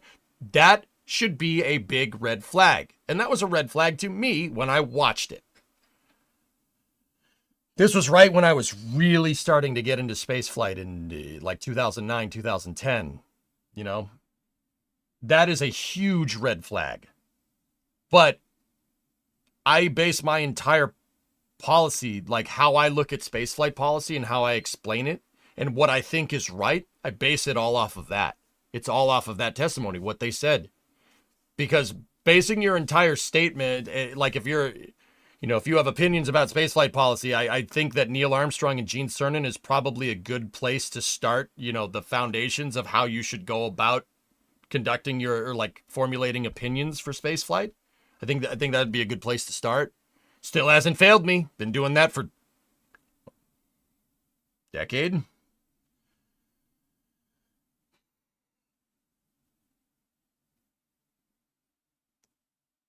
I don't know, Zeb. I don't remember. Nicholas, I don't know if I'm the guy to answer that question, dude. I'll let you know. Yeah, guys, it's that I base my entire ideas about spaceflight from those two testimonies from Neil Armstrong and Gene Cernan. And there is one more thing. Mike Griffin, he was the administrator of NASA at the time when, No, he wasn't administrator. He was the NASA administrator from 2004 to 2008. You think Jim was good? Mike Griffin was real good. Real good. Think about this for a second. 2004 to 2008. 2004, believe it or not, George Bush Jr., so W, fired the NASA administrator, Sean O'Keefe. He fired him in 2004 for Columbia, because of Columbia in 2003. Yeah, that turns out that being the guy in charge when 7 astronauts die is a good way to lose your job. Bush replaced him in 2004 with Mike Griffin, and Mike Griffin oversaw the foundations for the Constellation program, while simultaneously getting the shuttle not only to return to flight, but operate on a regular schedule and get the ISS assembly pretty much finished. Mike Griffin's damn good. He's damn good. Oh yeah, also, the vision for space exploration that he concocted had a little program in it called the Commercial Orbital Transport Services Program and the Commercial Crew Transport Capabilities Program. Those two programs are the program that saved SpaceX in the late 2000s from going bankrupt. Pretty good at making policy for NASA. Yeah, pretty good at running NASA, I'd say. Yeah, my entire, thesis about how I think about this stuff is based off of those two testimonies and Mike Griffin's architecture for NASA, because I think it's right. That's the right way to move. The right way to go. Save both SpaceX and Tesla at that time. Yeah, important to understand that. If anyone from the Apollo program tells you you're doing something dumb, you better listen. That matters. I thought it'd be a good place to start. If I'm going to sit here and give opinions about the space program, you can't just pull stuff out of your tail. You have to know what you're talking about. Turns out space flight's a little complicated. When are they bringing the ISS down? 2030. But anyway, yeah, no, it's important stuff, guys. Once again, I'm not just some guy that just sits here and looks funny. I mean, yes, but wears a NASA hat for all this stuff just because I love rocket launches. No, dude, I live and breathe this stuff. Yeah, I live and breathe it every day. I'm like Mike Lowry. I take it to the max with rockets every day. Sorry, it's Bad Boys. You've not seen Bad Boys 2? I know I look funny, Terry. You don't need to tell me. I just said that. Also, random side note, the public-only meeting on the Boca Deluge permit is happening in an hour in Brownsville. Oh, man, how crappy do we want this space news to be, Thomas? From now on, that's how you drive. Cirrus, someone shot you in the butt. Someone shot you in the butt. I mean, I was shooting. I did a lot of shooting. Someone shot you in the ass. Sorry. I'll time myself out again. All right. I hope we get someone who becomes a long-term director for NASA that fights for NASA and commercial space. Well, that's what Jim Bridenstine was, Trey. That's why I liked him so much. Some of his decisions were a little, but I understand why he made some of those decisions. Like Jim was the guy that awarded Bechtel, that oversaw the award for Bechtel's ML2 contract. I'm not going to sit here and pretend like that was going to end poorly, but the vast majority of decisions that Jim did as NASA administrator were quite good. Quite good. Jim would not have canceled Viper. No. And I want to remind everybody, see Kraken, while we're on the subject, NASA canceled Viper, not Congress. Congress wants Viper to fly. NASA is the one that canceled it. Not a good look. Not a good look. Not a good look. Not a good look. Nope. I fell asleep and missed most of space news. What is threatening heavy on Artemis 2 that could push the launch? Artemis 2, Orion has a problem with its life support systems, Andrew. Its life support systems aren't up to spec, is the right way to say it. Now, the super technical way of saying it is that the Artemis 2 life support systems for Orion passed acceptance testing. But, and I know what you're going to say, that sounds right. The Artemis 3 life support systems for Orion failed acceptance testing. That's bad. That's very bad. The more you think about that, the worse that gets. Your life support systems are good for the second, but not for the third flight? Do you have differential flight criteria for Artemis 2 and 3? Artemis 3 are your baseline missions for all Artemis 3 is your baseline mission for all subsequent Artemis missions. Artemis 3, 4, 5, 6, 7, 8, 9, 10, 11, 12, right? All are very similar missions, right? Your life support systems failed acceptance testing for Artemis 3. That means your spec wasn't good enough, which means your baseline for your capsule is wrong, at least from the life support front. Or you have a very bad QA issue. But how would you know if you have a QA or a QC issue? You've only made 2 of these things. Because the Artemis 1 Orion had no life support system on it. It was quite literally a tin can floating with air inside of it. That's it. It was just a sealed capsule. Right? Artemis 2 was the first mission to fly humans with life support, and it did, though the Artemis 2 life support systems did pass acceptance testing, the third ones did not. That's bad. That's bad. That's really bad. That's a big red flag. Also, the Artemis 1 Orion heat shield deformed and actually delaminated in a way, the Avcoat delaminated in a way that they didn't expect. That is a huge problem. You know, heat shields are kind of important. You need to make sure you get that exactly right. Oops. So will we see an SLS launch ever not launch an Orion? I don't know, Sea Kraken. I don't know the answer to that question. Can Congress force NASA to work on Viper? They forced NASA to work on SLS Trey. I don't see why not. If we had a chance to put you on a Blue Origin or Virgin Galactic, which would you choose? New Shepard all day, Zeb. Here we are. Get Whistling Diesel to test Orion. I mean, Cody would put the thing through the ringer, Exo. That's for sure. Stare. Yeah, I know. Weird, huh? I remember you saying a couple years back the reason why the AC was worried about SRB abort safety for Ares 1 was based on a shoddy Air Force Titan 4 report. Am I remembering that correctly? I didn't say that, Aiden, even though I've heard that, dude. My thing about Ares 1 is that Ares 1 was canceled halfway through development. NASA was trying to do rapid iterative testing on Ares 1. That's why they launched Ares 1X, which is basically a dud 5-segment booster with a dud upper stage. NASA was trying to get back to doing all-up iterative testing with Constellation. That's what they were trying to do. So Ares 1 was very much still into development. In development when they canceled it. And there were still some things that they had to figure out because you're always going to have unknown unknowns when you design a new launch vehicle. One of them was the abort window. If the winds were blowing in the wrong direction, there was a potential for the parachutes from Orion in the event of an in-flight abort to basically drift through the SRB plume. And if they did, that would destroy the parachutes. That was one of the glaring problems at the time. And everybody says, oh, Ares 1 never would have worked.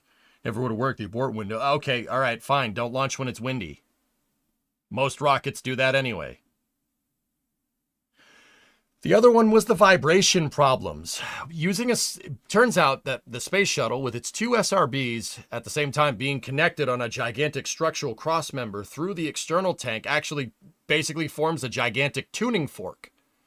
And the vibrations from the SRBs cancel each other out. So, yeah, weird, right? If you take a single stick Ares 1 style rocket and have one single 5-segment, there's no other SRB to cancel out a lot of resonant vibration. So you run into a lot of vibration issues with a rocket like Ares 1. Because SRBs are a little violent. I don't know if you've seen what comes out the bottom. It's pretty hot and it's pretty violent, right? A lot of energy being expended very quickly. Great for a first stage, right? The other problem that they were trying to solve is putting a damper inner stage into Ares 1's design, which basically they had a prototype for, but it never got made. They were trying to put a damper in between to basically dampen out the vibrations on the SRB, which basically, what? It's NASA. What do you think? It wasn't going to work? Of course it was going to work. It's NASA. More importantly, it's late 2000s NASA, where, they actually did stuff like that. Anyway, my point is that the reason why everybody thinks Ares 1 is bad is because it got canceled halfway through development, and the problems that were there would have been a problem with anything. What if you'd canceled Falcon 9 halfway through its, quote unquote development? Think about it. So say NASA decided, nah, Falcon 9's too dangerous after the Jason 3 landing in early 2016. SpaceX had landed one booster at that point, and Jason 3 landed out on the drone ship, but a landing leg locking collet failed to latch, and it tipped over and crashed, right? What if they'd canceled Falcon 9 right after that? Or, SpaceX went bankrupt or something. Everybody would be peddling the same nonsense about Falcon 9 and reuse. Oh, yeah, SpaceX tried reuse again. It doesn't work. It doesn't work. Right? Am I wrong? Nope. The reason why Ares 1 seemingly has so many problems is because it was canceled halfway through development and they didn't have all the known unknowns figured out.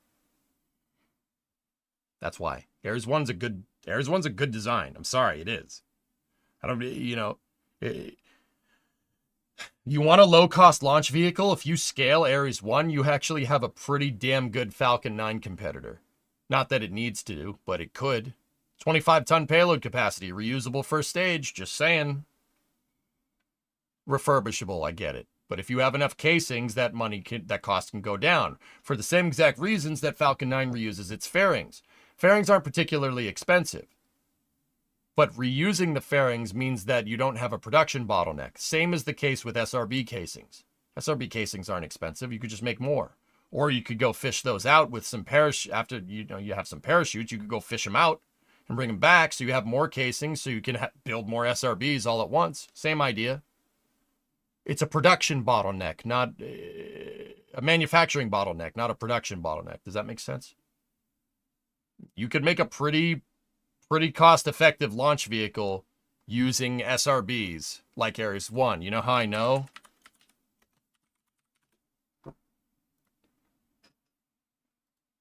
Here, give me a second. You know how I know? Northrop Grumman proposed to do just that. They ultimately didn't because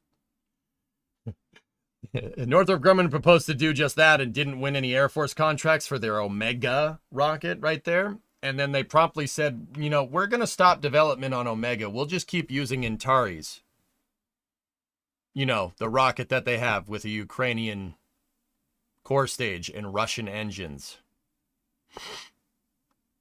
Keep in mind, this was before 2022 when they got rid of that. Oh, great decision, guys.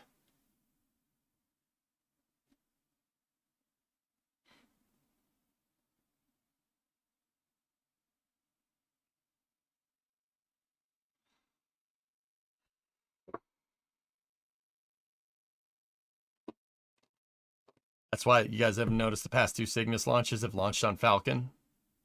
Wasn't the whole point to have two resupply?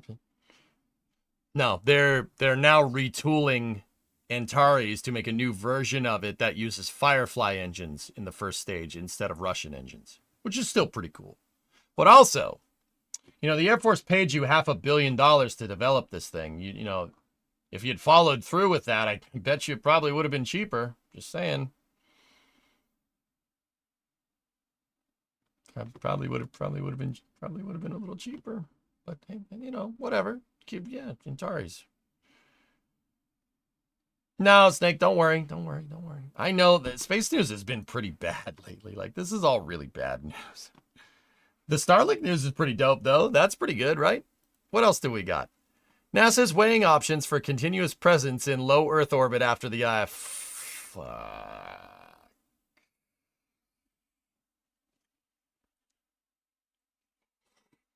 Is there any good news?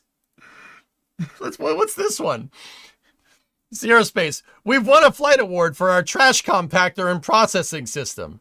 NASA plans to test this tech on the ISS in 2026. The system compresses trash into solid squared tiles that can be used for radiation protection while recovering 98% of water. Hey, some good news. All right. Yes. Yes. The good news is about trash. All right.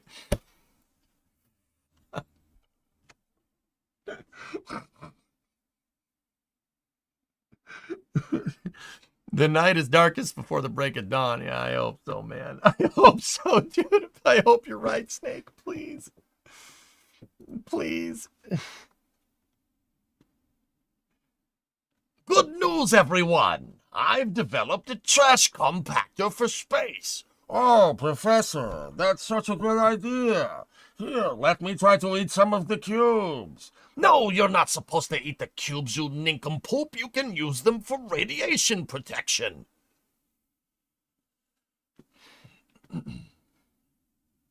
Did someone share the Tim Urban op-ed about him taking his daughter to IFT5? No, but that's pretty cool.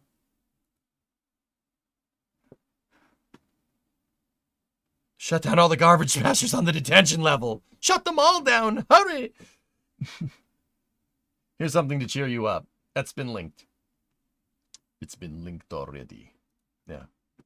Trash is the future. I can see it. Good news, everyone. We can get water out of your poop. All right, here. Different news from Firefly. Ready to set another industry record. Firefly is proud to partner with The True Anomaly, defining the next generation of space security, to launch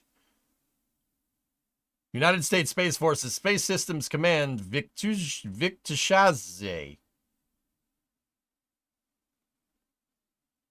Hayes.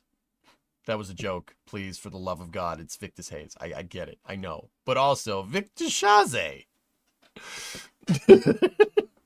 on Firefly Alpha for another 24-hour tactically responsive space tackers mission. Cool. Good. Victus Shaze. That's what it says. It says Victus Shaze. Hey, what's Fedrile mean? Sounds like the title of a Prince song. Nice. Yeah, Baron, we knew about the X-37 stuff. Do NASA need a complete overhaul in terms of administration? I'd keep Bill, honestly, as Phil. And probably Pam. Yeah, Pam Melroy's cool.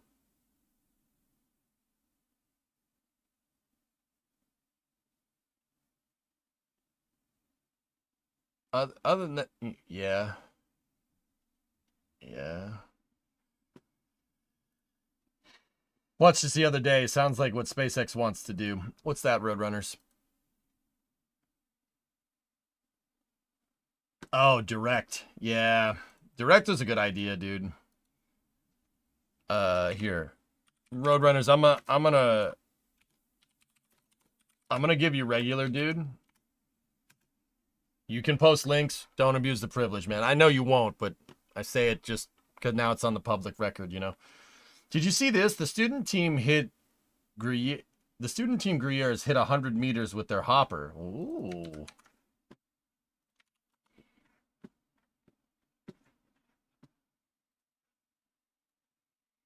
I'm probably not saying their name right, Thomas, but let me check it. Let's check it. We need to see something cool.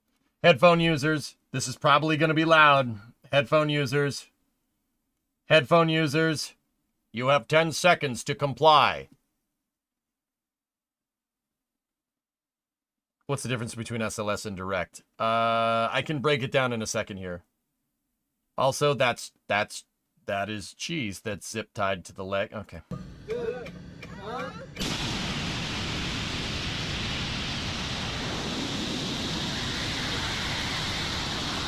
Summer down, summer down.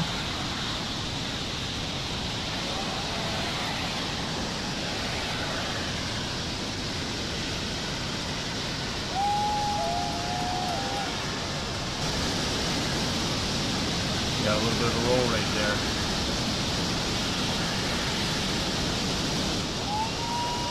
Bro, let's go! That's so cool. All right. All right, bring it down.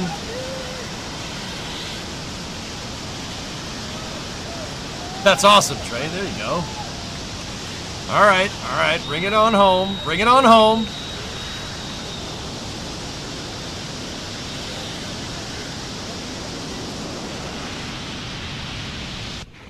Impressive.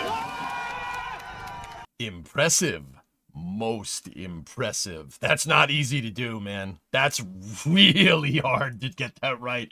Dude, the fact that it landed back down on the board, even like the fact that it was close, that's really good, man. Magnifique. That's real good. That's cool, man. I want to see the view from that GoPro. Damn. What is an RS-68? It's a expendable Hydrolox, extremely powerful expendable Hydrolox engine. It's basically an expendable shuttle motor, Pwn Sister. Yeah. Yeah.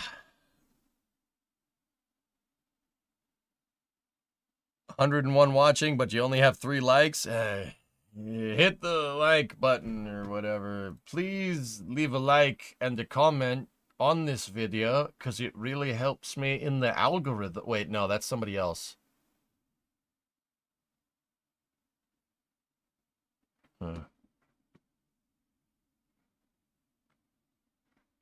Anyway, super cool. That's awesome. They had a tethered flight campaign. I believe this might have been his second free flight. Dude, the fact that they got that thing to come back and land where it took off from is pretty impressive, dude. Now face the wall, please. We're at 37 likes now. Thank you, guys. Dude, guys, I appreciate you over in the YouTube chat reminding me because, you know, the YouTube stream is a fairly new thing, but if you know me, I hate doing stuff like that, man. I usually make fun of people that do that. I'm not gonna lie to you. Like and comment and subscribe, bros. Like, I don't do that. But with that being said, it does help. It does help, and I'll have you know I applied for monetization on the YouTube stream this morning, guys. So we'll, you know, we can get those YouTube membies. That'd be pretty cool. Yeah, I think it's kind of cringe. My running rule in content creation that's been kind of modus operandi for a better part of a decade is I don't ask for subscriptions. I don't ask for follows. I earn them. And I intend to keep that rule, you know?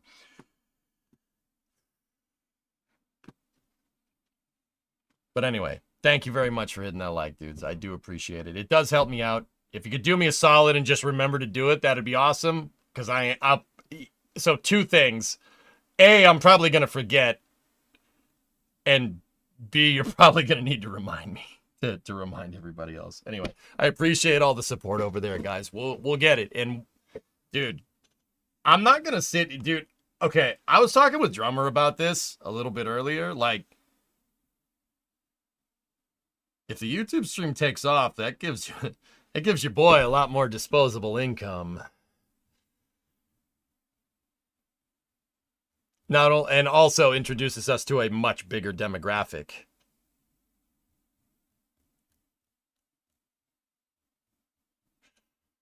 First saw you on NSF and liked your commentary. Finally found your own YouTube. Thanks, Darkru.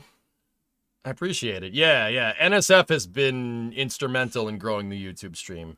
But, so the Coronet, actually, it wouldn't be disposable income. Let's say, Hokey, that it'd be reusable income.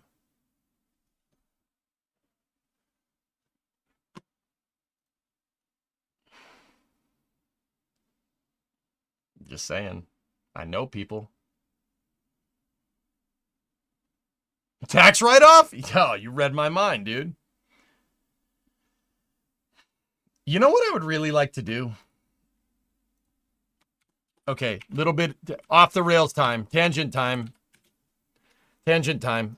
I would want to do high-powered rocketry, right? But 2 things, okay? The first thing is that I would like to land the thing, okay? The second thing is... Oh. Yeah.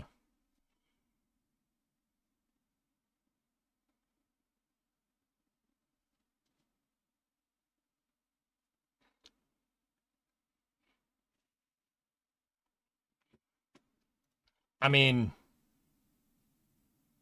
Who said you can't mount a rail to a truck, right? If you're doing HPR, you think they'd go for the L3 cert if I built a truck into a rocket launcher? Not like a missile launcher. No. Rockets. A rocket that goes up and comes down. Like lands right next to it or something. Like, I don't need like multiple rails. I just want one. I just want to build a transporter erector into the back of my truck and use that to launch high-powered rockets. Like, is that bad? Talk to Joe.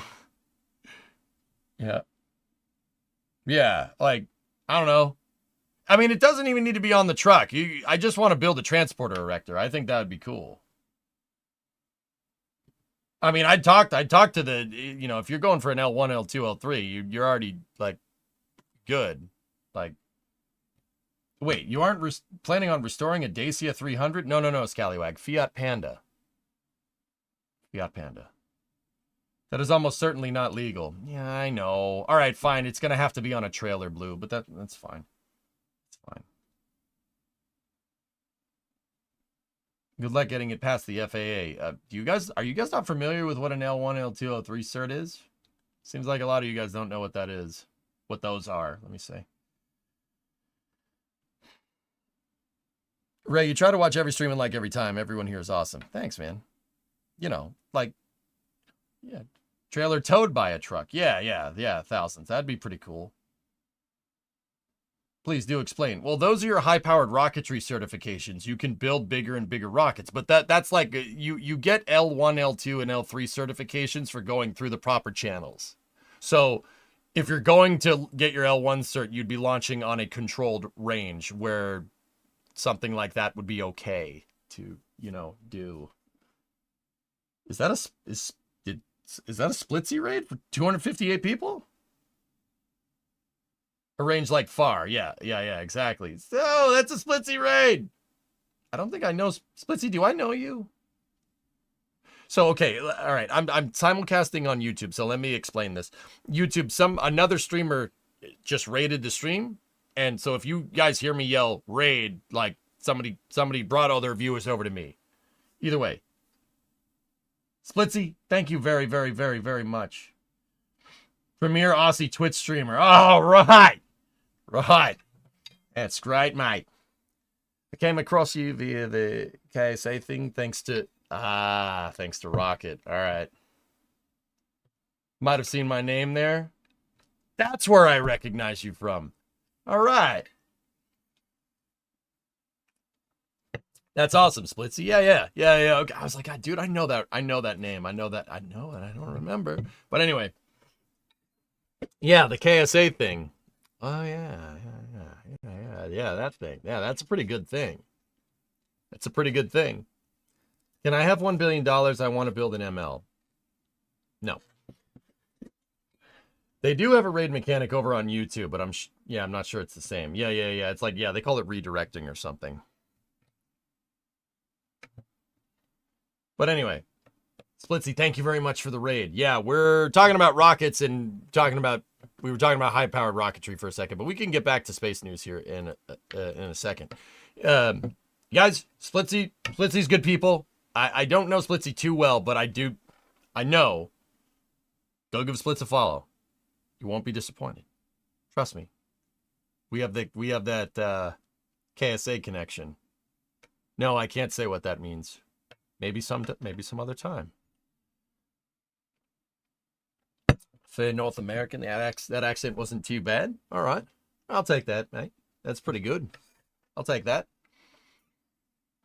Because usually it's like, stop talking. Nah, Split. One of my better friends in chat, a good friend of mine is Domino, where are you from? Some city with a made-up name.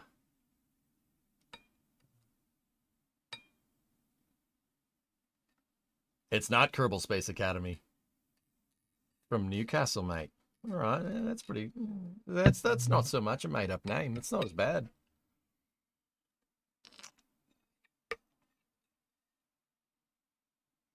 No, like Walla Walla Bang Bang or whatever. Originally from Dubbo. That's what it is. That's a made-up name. That's not a silly name. Anyway, Splitsy, thank you for the raid, buddy. I do appreciate it. Okay.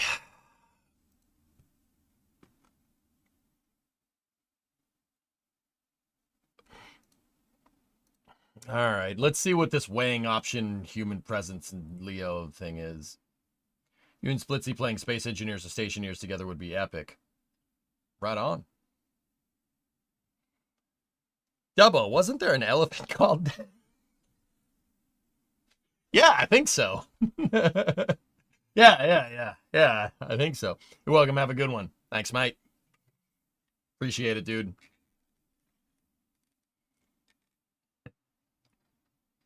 Oh, posting a map link in chat, dude. Seen that? Oh. Oh. Anyway, all right. This is a space news article coming from Jeff Faust. Let's see.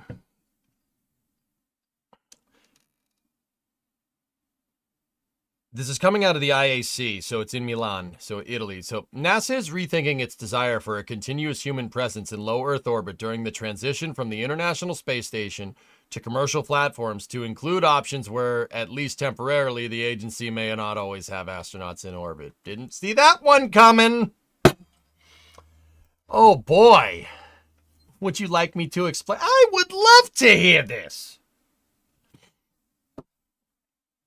In a talk at the IAC on October 16th, NASA's development of a low Earth orbit microgravity strategy, Deputy Administrator Pam Melroy mentioned that she called the elephant in the room of a desired continuous human presence in low Earth orbit.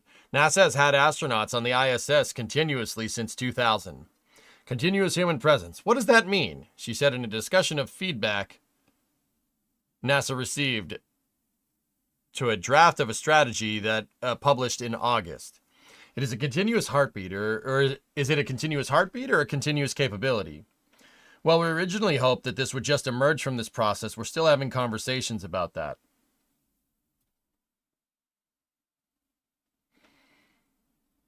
Yeah, I know, Trey. We'll see. Let's read on. The comment puzzled some attendees and some people who watched a stream that's commenting on this comment about the attendees. Yeah. Okay. Who had assumed that continuous human presence meant having people in space continuously. In a later briefing, she called the concept continuous heartbeat.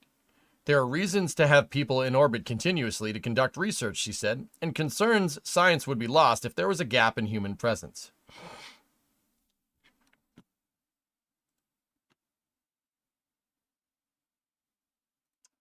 Okay. Yeah.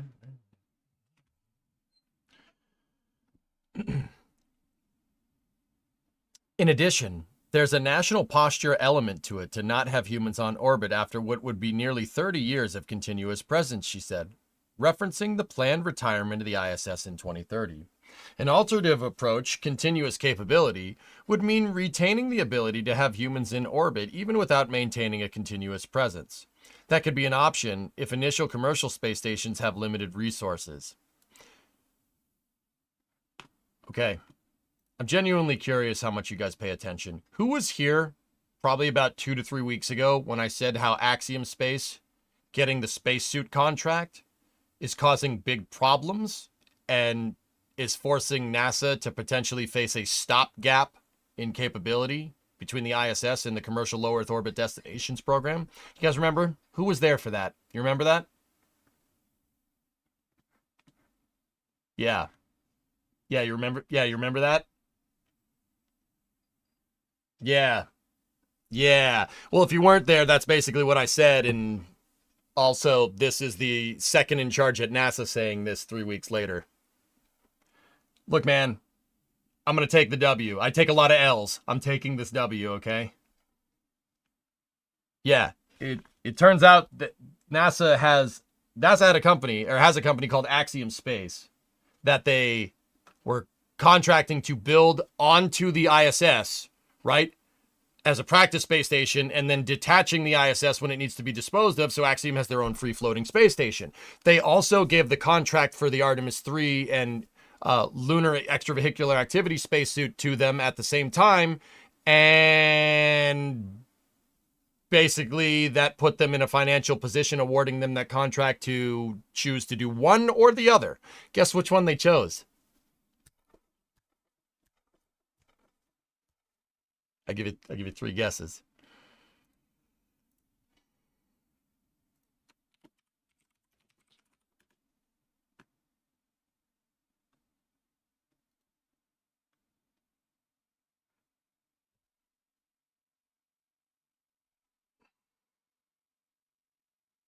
They didn't choose the station. They rolled out yesterday at the same International Astronaut Congress that this article is talking about with their spacesuit that they collaborated with Prada on, the clothing company.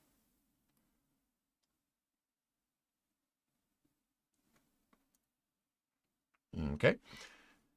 We know that our partners are going to evolve. We didn't build the space station overnight, and they won't either, so they will have limited capabilities to start with.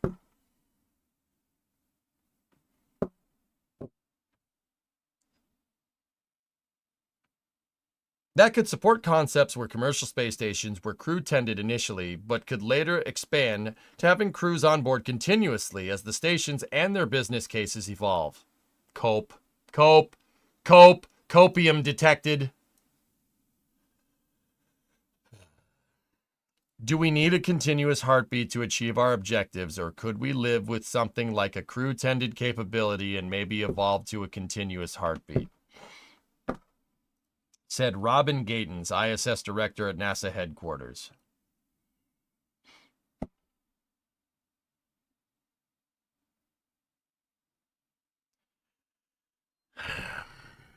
Melroy said the agency thinking was starting to converge more towards continuous heartbeat. God, I hope so. Which would also sustain the business models of companies providing crew and cargo transportation to commercial space stations. It doesn't matter if you have a space station if there's no way to get there. Precisely. Without a continuous heartbeat, the organism dies. Yeah. Interesting choice of words, Bellum, right? Like, okay. What company do you think would most likely be the next ISS? I don't know. Probably Vast or Axiom. Vast has my vote. They're the ones that have the most hardware. Per what we've seen the other day, I'm actually really impressed with them. So some context to this statement, guys.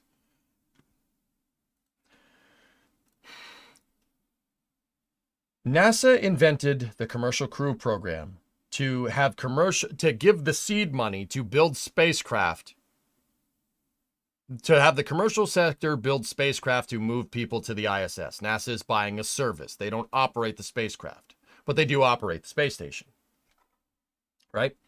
When the ISS goes, what they want to do is commercialize the entire thing end to end, pay for a service, right? On a rideshare mission, like on a Dragon, like have a Dragon mission, send NASA astronauts up to a commercial station that NASA has bought time on, basically a timeshare for doing scientific research on a space station.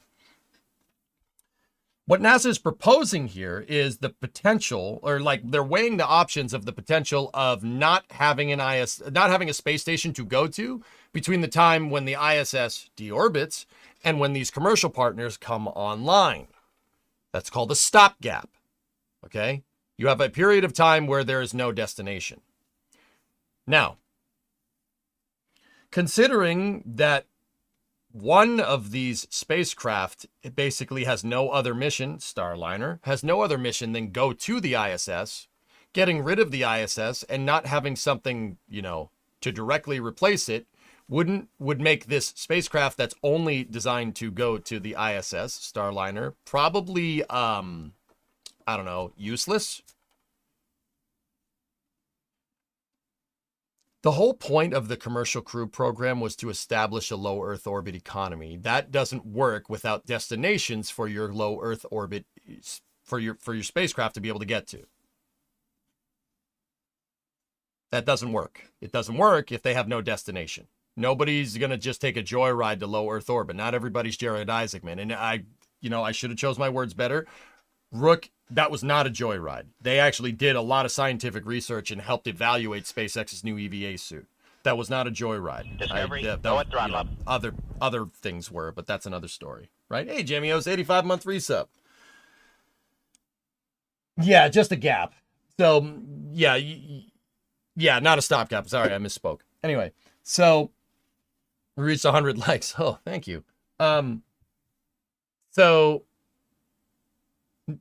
for the reason why I'm having this kind of guttural reaction to this is because NASA proposing to, maybe we won't have this continuous presence thing, and maybe we'll step into it, is stupid. That's not a good idea. Maybe we'll develop a new upper stage for our moon rocket, and then maybe we'll figure out what we're going to do with it later. I've heard this story before. NASA not maintaining a continual, NASA basically letting go of the stakeholder expectation of having a continual astronaut presence in low Earth orbit at all times, keeping the streak going, is directly counterintuitive to the commercial low Earth orbit destinations program and the commercial crew program inadvertently. Without any destinations, there's no place for these spacecraft to go. What's the point?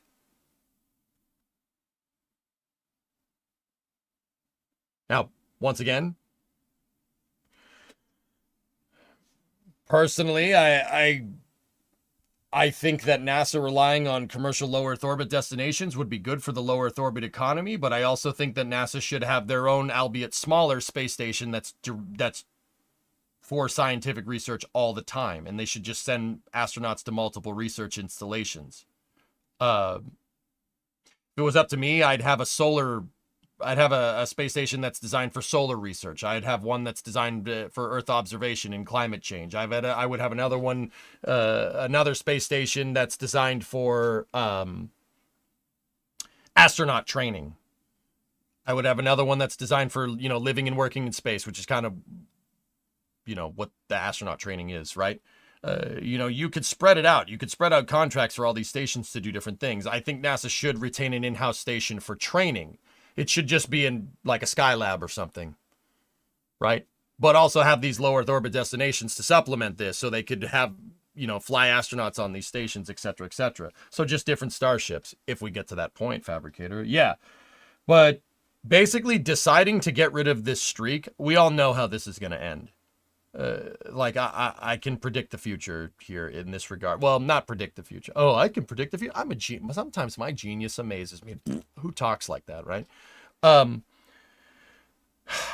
Having, even the fact that NASA is even thinking about stopping the streak of continuous human presence in low Earth orbit tells me that if that plan actually does happen, that we're going to be waiting 5 to 10 years for a commercial space station to come online if we're lucky. I've heard this story before. There's no reason for me to think otherwise. Every time somebody has said something like this, oh, let's stop the streak. Oh, let's stop the space shuttle. We'll have a replacement soon. Every time people have had this tune at NASA, it has not ended very well. So with that context there, let's read on. The analysis that will support not just NASA's low Earth orbit microgravity strategy, but also plans for the next phase of the commercial low Earth orbit development program at the agency to support the development of commercial space stations. Whoa, hold on. That analysis will support not just NASA's LEO microgravity strategy, but also plans for the next phase of the commercial low Earth orbit development program at the agency to support the development of commercial space stations. The second phase will fund one or more companies to certify their stations for NASA astronauts and to purchase services on these stations, okay?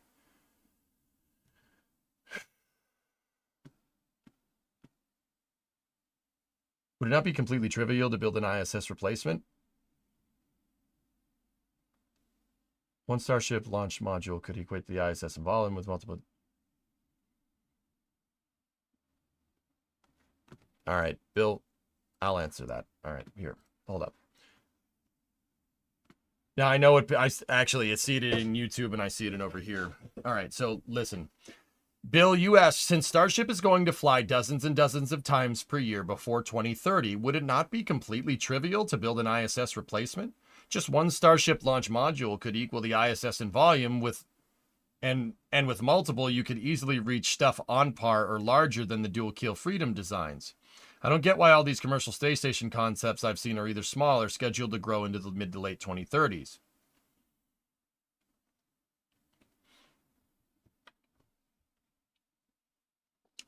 So we should just put all our eggs in one basket in Starship? Pretty sure we tried that with a reusable space vehicle in the past, and that didn't work. 1986 called. They want their strategy back.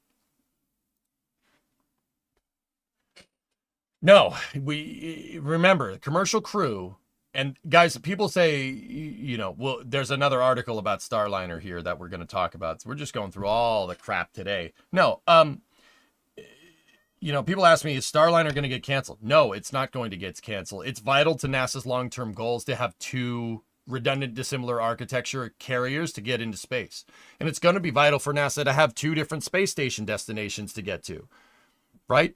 One of them that's supposedly supposed to be the stopgap is not going to happen on time because they decided to throw them a spacesuit contract. They decided to throw a company that's specializing in astronaut intervehicular activities in space stations. They threw them a contract for an extravehicular activity suit because NASA's in-house spacesuit program was never funded correctly. And they cited poor performance despite not getting funding as the reason to cancel it and replace it with the Axiom contract. They also gave a contract to Rockwell Collins for the Artemis 3 spacesuit, and Rockwell Collins pulled out of that contract last year. Oops. Or no, that was this year. Anyway. So, without multiple destinations, without redundant dissimilar carriers, without redundant dissimilar stations, and maybe even a NASA in-house station, right? I'm talking something like Salyut, not something like the ISS, right? Like Salyut or Skylab. That would be the most sustainable in the long run because NASA still has their own in-house space station, right? That they can use to train newer astronauts, maybe astronauts that go out to the moon eventually, right? You give them some spaceflight experience, right? And they can also buy tickets to do science at their leisure. For instance, if NASA wants to put a bunch of people on a Starship in a future where Starship is commercially rated, you need a crew of 100 people, or maybe even a crew of 50 or 20, right? Wouldn't it be nice to get those people some experience in low Earth orbit? Maybe with a Dragon, or maybe with a Starliner, maybe with a Dream Chaser in the future. And then you send them on a Starship, or you send them on an Orion somewhere beyond low Earth orbit, right? See what I'm talking about? Bill, the reason why I think you need multiple redundant stations and the reason why I even want NASA to have a lower cost space station is because that builds the foundation for us to go further. It builds a good commercial foundation that's sustainable. Why? Now, I know what the next question is. Why have NASA have their own station? You have to set a price point somewhere. Got to set a price point somewhere. The whole reason why the commercial crew program was hailed as such a good idea is because the space shuttle was so expensive, right? But without that price point, how would you know if Falcon 9's expensive? How would you know? The space shuttle was a price point that inadvertently validated Dragon because it was so inexpensive. And Starliner by proxy. Starliner is still less expensive than the space shuttle. Right? See what I'm saying? You have to have a benchmark. And this is why I think NASA having redundant dissimilar capability to the commercial market is the most sustainable way forward. It's not the most cost-effective way forward. Absolutely not. No way. But it's the most sustainable way forward. Hey, Lone Wolf, we can see you. Do you think the Chinese will overtake the USA on the moon base? No, not at this point in time, Taco, but I don't know. If NASA keeps going down this path, it's going to be a while. Cadence is key. That's right, RZ. You got it, man. What if Crew Dream Chaser becomes operational before Starliner and is able to recover from the crew test flight 2? Do you think Starliner will die? No. It's important for NASA to keep Starliner going. And Boeing is on the hook for 6 missions. But there's another article from Space News about that. We can read more about that in a second.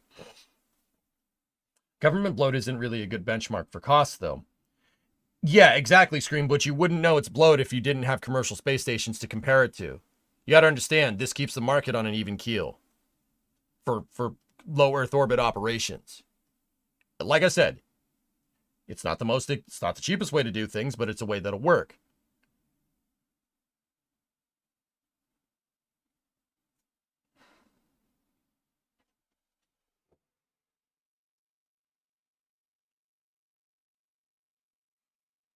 Is that Titan? It is. Is that Titan? Titan. Was he sitting on your bed with your ball? Oh, look at you. Here, buddy. Hi. How you doing? How you doing? Look at this boy. He came right in and sat down. Yeah, he's never done that. Hey, how you doing, buddy? You brought me a ball. Nope. He's like, no, it's mine. I brought me a ball. Oh, God. Oh, gosh. Oh, no. All right. We're good. Hey, buddy. Hi, Chet. Brilliant Titan paid us a visit. Yeah. What are we talking about on Space News? NASA is talking about having a gap in human presence after having consecutive human in space for 30 years. They're talking about how it might be a good idea. So that's the face that I had. Yeah, you guys can imagine the face that Brimo just made. They're saying that how it might be a better idea waiting till the commercial partners are ready. Yeah, Brimo's making... You know what face Brimo's making right now, guys? See? Yeah. Hey, Yeah. I was gonna see, do you want him to hang out for a little bit? Yeah, sure, if he I know wants he to. hasn't done that in a while. and Yeah. He came right in and laid on the bed. So. Sure, yeah, that's fine. Okay. Just shut the door. Hey, get back. You want to hang out with Daddy? Exactly the go. face I envisioned. Heyo, bio. Yeah, we're reading through this article, and I'm not. Yeah, it's like Good. it's bad. It's bad. Like it's bad. Anyway, yeah, it's awful. Okay. All right. Hold on. Here, I want to get the towel for the boy. Put it under here in case he wants to hide under the desk. There we go. Enjoy the dog. Here's his leash. Okay. You're gonna hang out with Daddy for a little bit. He wants to go with you. Too late. Is that the face she normally gives you? No, not really. All right. All right. Love you. See Love you. No. She opened the door and he was like, "Where are you going? Where?" Now he's looking at the door all perplexed. Hey, come here.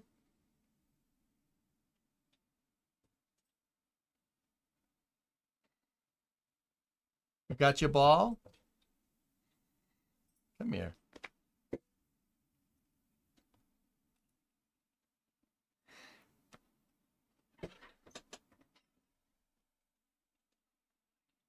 He's a good boy. He's a good boy. Doggo cam for the rest of Space News. Yeah, you'll see him. You'll see him around. Anyway, so yeah, I think NASA and commercial having basically two price points will automatically make those price points meet in the middle, because it'll protect against NASA having a bloated, ridiculous space station, but it'll also keep a good price point for commercials. Like basically commercial saying, "Oh, I can do this for less. I can do this for less." It keeps the market competitive. Now, you could say that you could do that just with a bunch of commercial stations. Sure, that might be a good idea. But with NASA saying nonsense like this, is it really a good idea? Right? I see that mess of cables over there. Over where? Oh. Yeah, that's the guitar and the headphones for the amplifier. Whatever. It's fine. Don't judge me. The rest of the cable management is good. I swear. You just take my word for it. All right. Sour grapes and cope. Really, it really is Sandy, right? Do you think Starship will work? Absolutely, Trey. No doubt in my mind after what I saw on Sunday.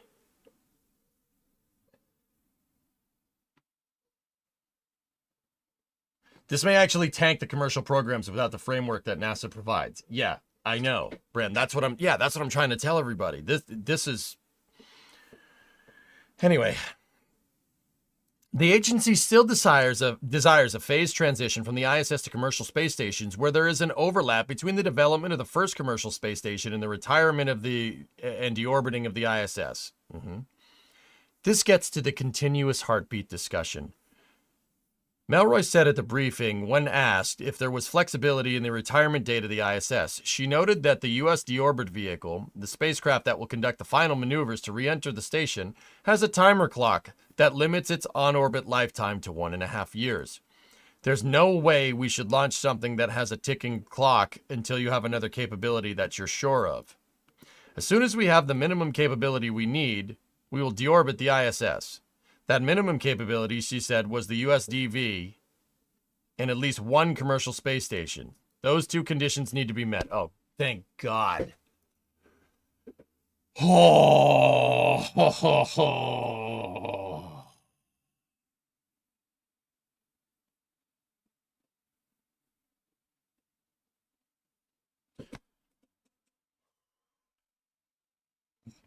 this anger before even reading to the end.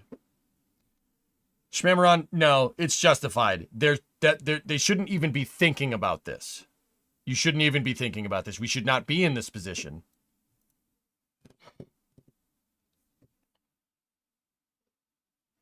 I agree, Aqualex.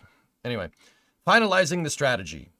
The discussion about continuous human presence is one part of a broader evaluation about feedback to the strategy, which outlines 42 goals in areas such as science, technology developments, and international cooperation that NASA wants to pursue in low Earth orbit even after the end of the ISS. The strategy uses the same approach that NASA took in development of its Moon to Mars architecture. Oh boy. Including soliciting feedback from stakeholders. Melroy said that NASA received more than 1,800 responses to the draft low Earth orbit microgravity strategy and conducted 2 workshops, one for international partners and one for those in industry and academia. NASA is reviewing these comments and incorporating them into a final version of the strategy to be published by the end of the year. These comments, she said in her talk, included a desire to provide more emphasis on space sustainability and to better explain why humans needed to be in low Earth orbit.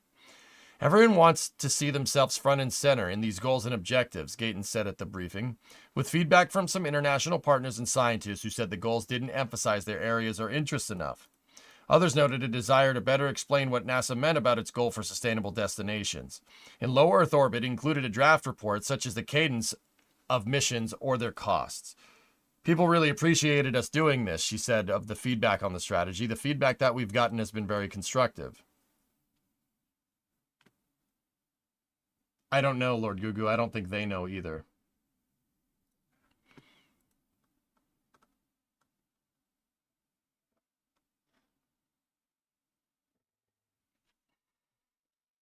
The dog wants me to play. Come here. Come here, you meat. You sucker. Come here. You gonna give me the ball? Come on.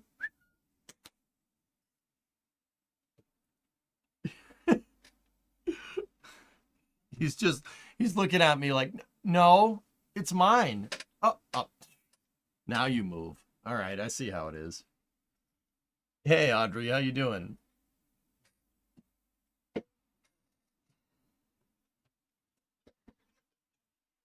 Hey. Is that your ball? You got your ball?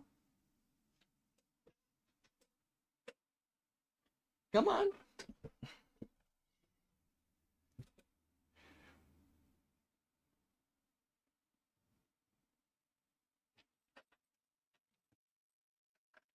He loves that ball.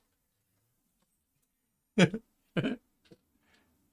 your thing. I'll be over here. You know, it'd be nice to have a Titan emote. You know what would be nice? When people don't ask you the same question every day. But here we are, geek. Titan agrees with you.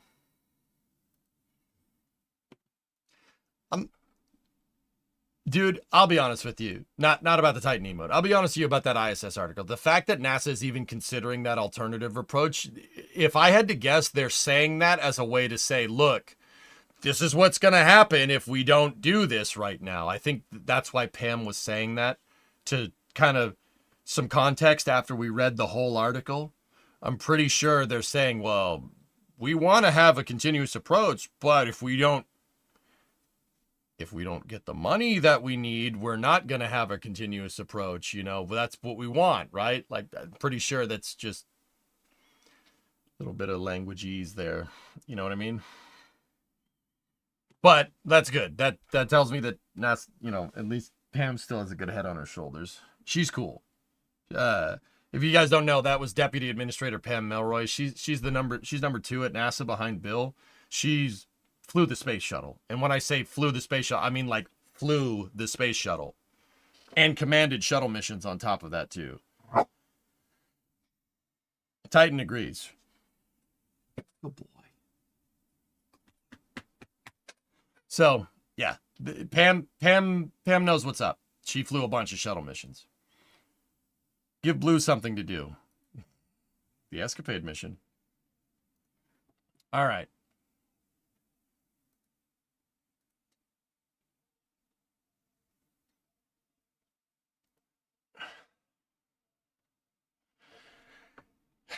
NASA further delays first operational Starliner. This is another one coming from Jeff Faust. Titan wants a funded NASA. He does. He does. This is also coming out of the IAC. NASA will use Crew Dragon for here, I'll make this bigger so people can see it. NASA will use Crew Dragon for its 2 crew rotation missions to the International Space Station in 2025 as it continues to evaluate if it will require Boeing to perform another test flight of its Starliner spacecraft. In an October 15 statement, NASA said it will use Crew Dragon for both the Crew 10 mission to the ISS, scheduled for net February 2025, and the Crew 11 mission scheduled for net July 2025. Crew 10 will fly NASA astronauts Anne McClain and Nicole Ayers, along with astronaut Takuya Onishi from the Japanese Space Agency and Roscosmos cosmonaut Kirill Peskov. NASA has not yet announced the crew for the Crew 11 mission. Earlier this year, NASA had hoped that the Starliner capsule would be certified in time to fly the early 2025 mission. Oh, geez. Problems with the Crew flight test mission, which launched in June, with NASA astronauts Butch Wilmore and Sonny Williams on board, led NASA to conclude in July that the spacecraft would not be certified in time. It delayed the Starliner 1 mission from February to August of 2025, moving up Crew 10 to February. NASA has also announced then that it would prepare Crew 11 in parallel with Starliner 1 for launch in that August 2025 slot. Okay. The timing and configuration of Starliner's next flight will be determined once a better understanding of Boeing's path to system certification is established. NASA said in a statement about the 2025 missions, NASA is keeping options on the table for how best to achieve system certification, including windows of opportunity for a potential Starliner flight in 2025. NASA has not provided any updates on the reviews of Starliner's crew flight test mission, which ended September 7th with an uncrewed landing in New Mexico, after NASA concluded it was safer to have Wilmore and Williams return on the Crew 9 Crew Dragon mission in early 2025. At the time of Starliner's return, agency officials suggested they could still proceed directly to Starliner 1, despite thruster problems and helium leaks with the spacecraft. It's under data review. We need to have a decision. Do we need another test flight? Said Pam Melroy when asked about the status of the Starliner review at a press conference. She added that there was no timeline for completing that data review. Another open issue for future commercial flights is whether NASA and Roscosmos would continue to exchange seats between Soyuz and commercial crew vehicles. Such integrated crews where NASA astronauts fly on Soyuz and Roscosmos fly on Dragon is meant to ensure both agencies maintain a presence on the station if either spacecraft is grounded for an extended period of time. Currently, no NASA astronauts are assigned to Soyuz spacecraft beyond Johnny Kim on the next Soyuz mission to the ISS, Soyuz MS-27, in March of 2025. Roscosmos officials released in August crew manifests for the following 2 Soyuz flights, 2-8 in late 2025 and 2-9 in 2026, that were comprised entirely of Roscosmos cosmonauts. At another ISC press conference, October 15th, Bill Nelson expressed confidence that NASA and Roscosmos would agree to extend the seat barter agreement. That's coming in due course. It will be a normal negotiation. That's coming in due course. It will be a normal negotiation. We fully expect that the flights will continue to be integrated.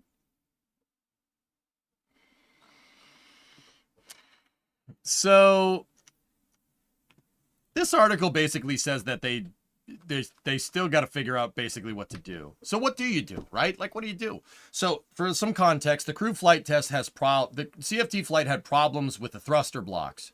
Starliner has 4 clusters of thrusters on the service module. They're called, the slang term for them, the space slang term is called doghouses.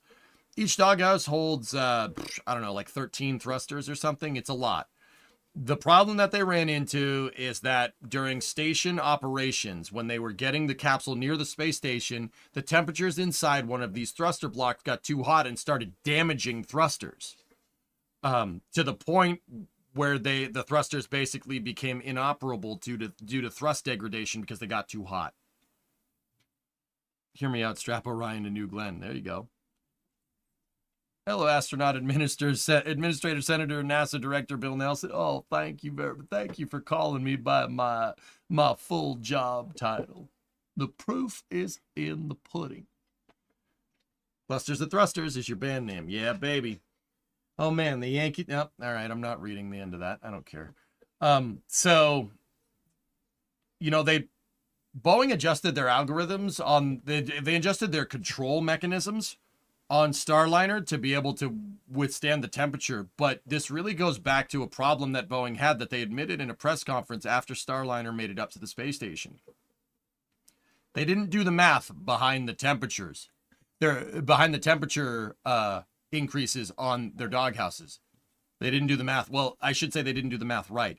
Their thermal analytical model for overheating thrusters was completely off, and it was off by a significant margin. And we know that because they blew out a couple of thrusters. Well, they blew out one thruster. The other ones kind of returned to normal after they cooled off. But also, yeah, the overall temperature inside of those doghouses got too high, enough that it probably damaged some hardware somewhere. They don't know. We don't know because we never got hands on that service module. However, like the article said, Starliner did come back down in one piece, and everything seems okay. Discovery. Everything seemed with the capsule, part of the capsule that came back, seems okay. But how do you go about solving this thruster problem? What do you do? Launch another one? They only have a certain amount of those. They have plenty of Starliner capsules, but they don't have Atlases. There's only 6 Atlases left for launching the 6 contracted Starliner missions. So how do you test it? What do you do? Do you test it in how do you test it in the vacuum? Right? Interesting conundrum to be in. Because if you certify it for flying crew and then you go to launch Starliner 1 and the same problem happens because you couldn't test for it, now what? What were the helium leaks from? The helium leaks were, hey, why the heck not? Hey, thanks for that Prime sub. I appreciate it. Jamio's had an 85er in there too. Sorry, guys. The headset keeps turning off and I don't hear the sounds. Launch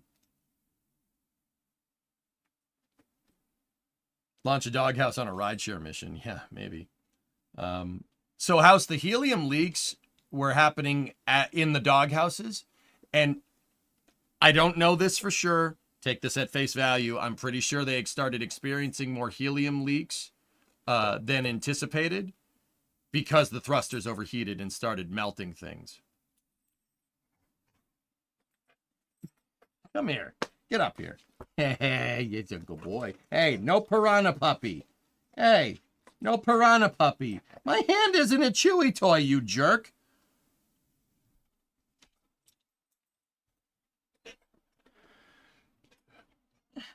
Yeah, there you go. You got the ball. Get up here. Get up here with your ball. Titan loves ball. And some of you pointed out the Kong ball. Amazing. What? Oh, yeah, you like that, right? He's a good boy. That's a good boy. Mwah. It is now. So, how's they did now that doesn't mean that they didn't have helium leaks to start. They did have helium leaks. They did have helium leaks on Starliner when it was on the ground, but something to understand from a spacecraft operations point of view, if you have anything that uses helium on a spacecraft, it's most likely going to leak. It's just how much is it going to leak? Helium is an extremely small element. It's tiny, very tiny. It likes to leak. Your leak rate is what matters, not stopping the leak. Stop it. You can't, because you can't stop helium from leaking fully. It's always going to do it. Why is it always going to do it? Physics. Physics. That's like having a boat not have any water in the bilge. It's not going to happen. For people that don't understand that reference, yeah, I don't know. It's like having a straight peanut butter sandwich, not a peanut butter and jelly sandwich. It's not happening. It's not happening. That's weird.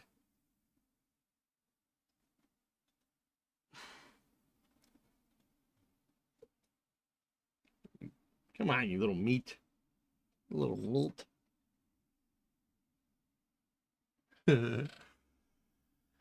What if you toast the toast, though? I don't know. Helium is just like a War Thunder forum. That's good. That's a good one. Yeah, helium's just like the War Thunder forums. They're always going to have leaks. Yeah, no problem, House. The problem, so that helium leak that they knew about when they left the pad, not a big deal. The fact that they encountered more on the uphill ride between launch and the ISS, problem. What happened to those? What happened to those seals? Oh, And once again, this is why Pam said in that article that they don't really have a timeline on when this is going to be finished, because you don't even know what you need to fix yet. You got to figure this stuff out. That's going to take some time. Nova gifted a sub to O10. Thank you very much. Oh, you got your ball, Titan? There you go. You got it? You got your ball? There you go. You got your ball. You're a good boy. Good boy. So, anyway, all right.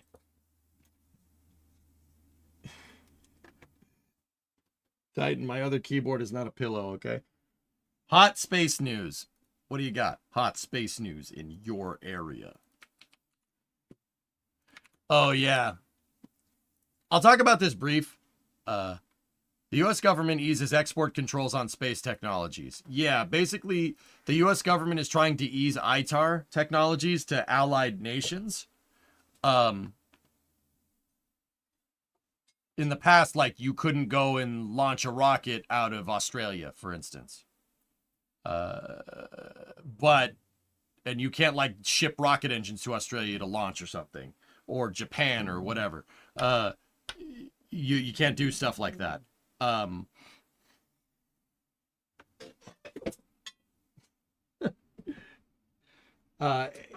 now there is Rocket Lab. There are exceptions on a case-by-case basis, but U.S. is trying to ease export controls on space technologies. So,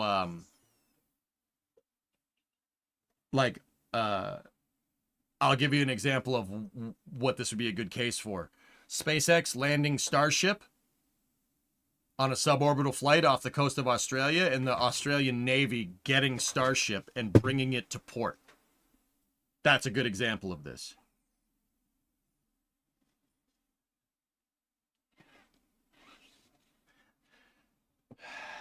That would be a good example. So another big part of it sounds like the UK, Canada, and Australia are interested in buying DoD satellites.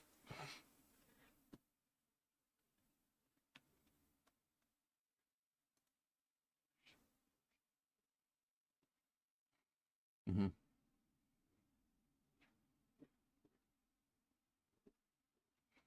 That's, yeah, that could be cool. Anyway.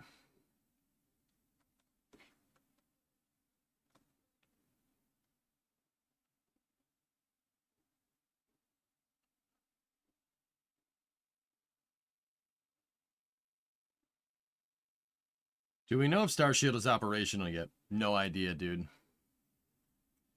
Buy DoD sats or buying into Starshield. All right, 12. See you, buddy.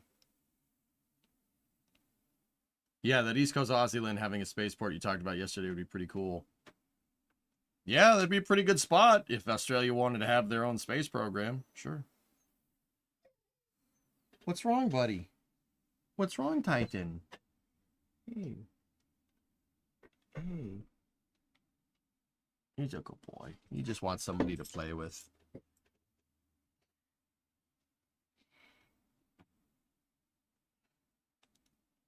Look at this doggo. Come here.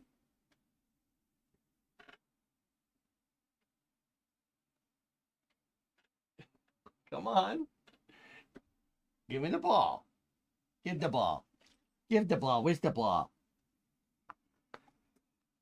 What time is it? 8:15.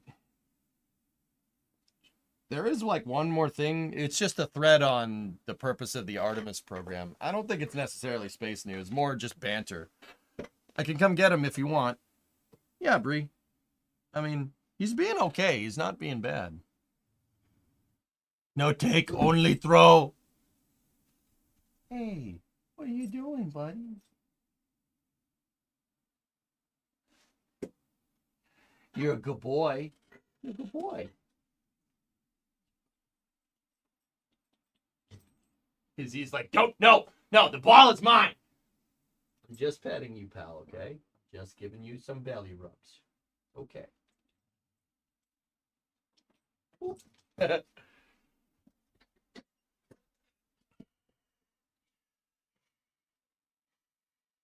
think you need a camera pointed at the dog basket. This camera was pointed at the dog basket at one point. Here, hold on.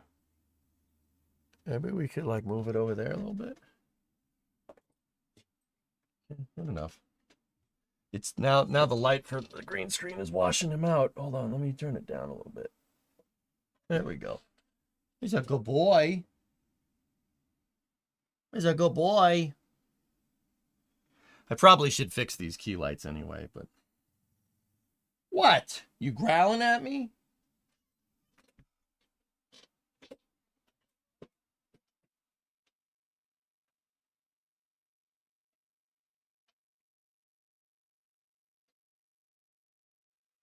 We could have Australia make an extravehicular mobility unit and call it the EMU for short.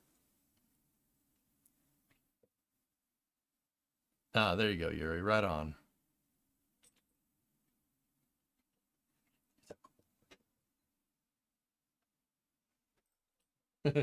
See?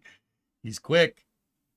I could be totally wrong, but I haven't been keeping up with space news recently. But any updates on Dream Chaser? Dream Chaser got delayed to into 2025 Elite 2, but that's about it.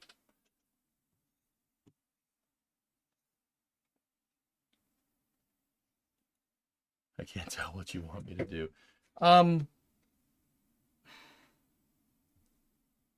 We're fine for now, Bree. We're fine. We're fine. He's not being too bad. I wouldn't. They have a bad track record with emus.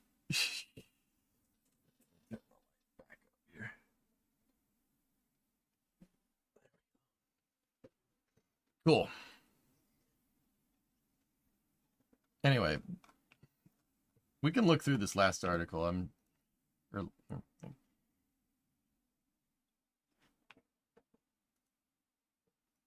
Okay, Bree. Yeah, cool. Did you see that conversation Ellie had with Kevin Kiley today? Not huge news, but they may be working on legislation to separate space transportation from the FAA. Interesting. All the ropes are down in the house, Bob, but he loves tug of war. This dog loves that. He loves to play keep away too. He'll come. This dog, because he's cattle dog, right? He's an Australian cattle dog. Oop, and he just ran into the side of my desk. He loves to play keep away. Like, he'll come up to you. He'll drop the ball at your feet, right? Like he wants to play fetch, like what he's doing actually right now. Actually, what he's doing right now. See, he has the ball, and he'll drop it, And if you go to reach for it, he'll grab it. What? See how fast you are, buddy. Nope. Got to be faster than that. Nope. Got to be fast. Yep. Here you go. Here you go. Oh, boy. Bechtel loves playing keep away. Bechtel is not Titan. Okay.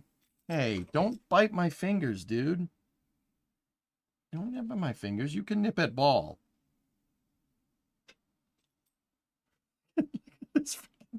I love the face he makes. He's locked in. When he has ball in his life, he gets locked in.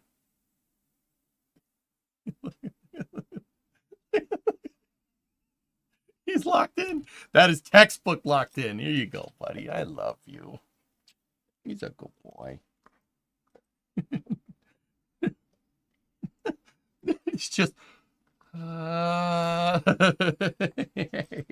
how you doing? Oh, this dogs bring me great joy, man. It's pretty funny. What? Come on up here.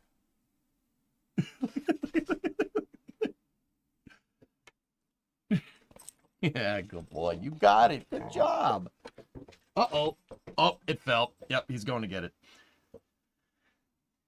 He loves playing fetch, Bob, but he'll bring the ball back to you once, and then he'll just drop it and be like, yeah, now it's your turn to play fetch.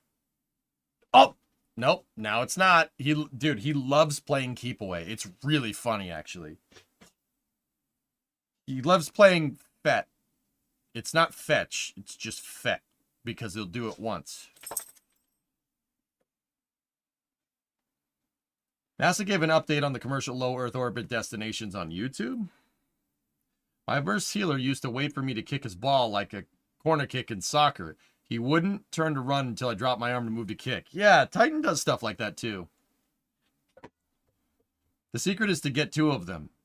Throw the second one so he drops the first one. We have 3, Italics. It doesn't work. He'll just keep the same ball. I'm telling you, man, this dog is smart. He's really smart.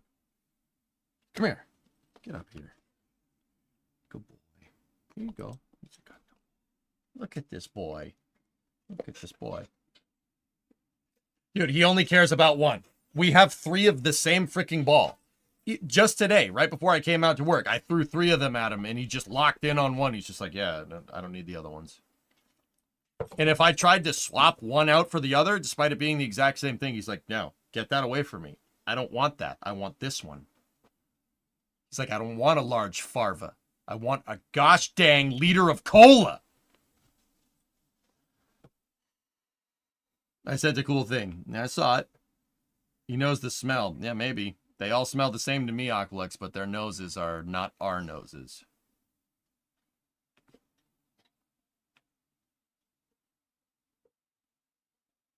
Can SpaceX still thrive even if... Oh...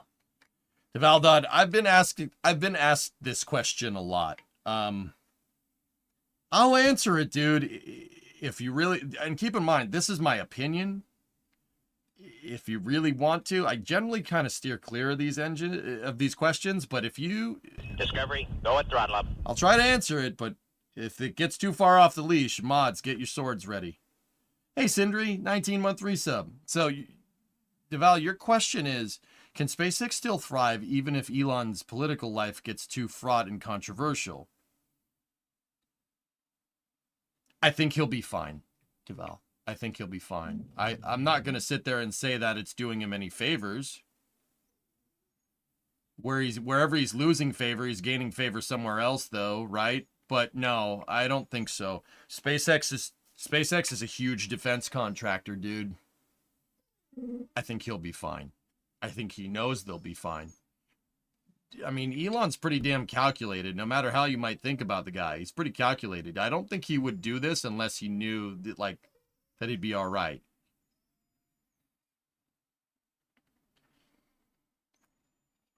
I think that SpaceX having a ton of defense contracts is really kind of hedging his bets to say whatever, you know. But that could work against you too. It's kind of hard to say. I personally don't think it's going to be that big of a deal, no matter how November goes down, you know? I mean, it probably ain't going to do you any favors if, you know, the opposite of what he wants happens, but who knows? I don't know, dude. It's all speculation, dude. That's why I said I can only give opinion. I can't say for sure. I think SpaceX is doing okay, and I think they'll continue to do okay. Starlink is a moneymaker, dude. What? What's Titan? Titan wants me to stop talking about this, guys. Can you hear? Chewie! No, give me the tubular vampers. No, that's not it. Bring me the hydro spanners.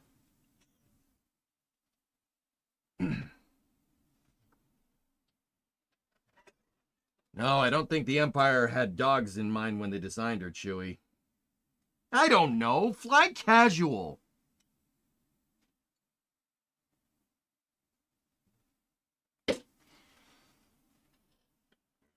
No, no, no. This one goes there. That one goes there, right? I don't know, Geeson. We'll see. It could backfire. It might not. Chewie.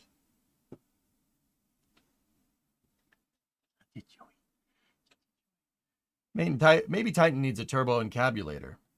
Yeah, maybe.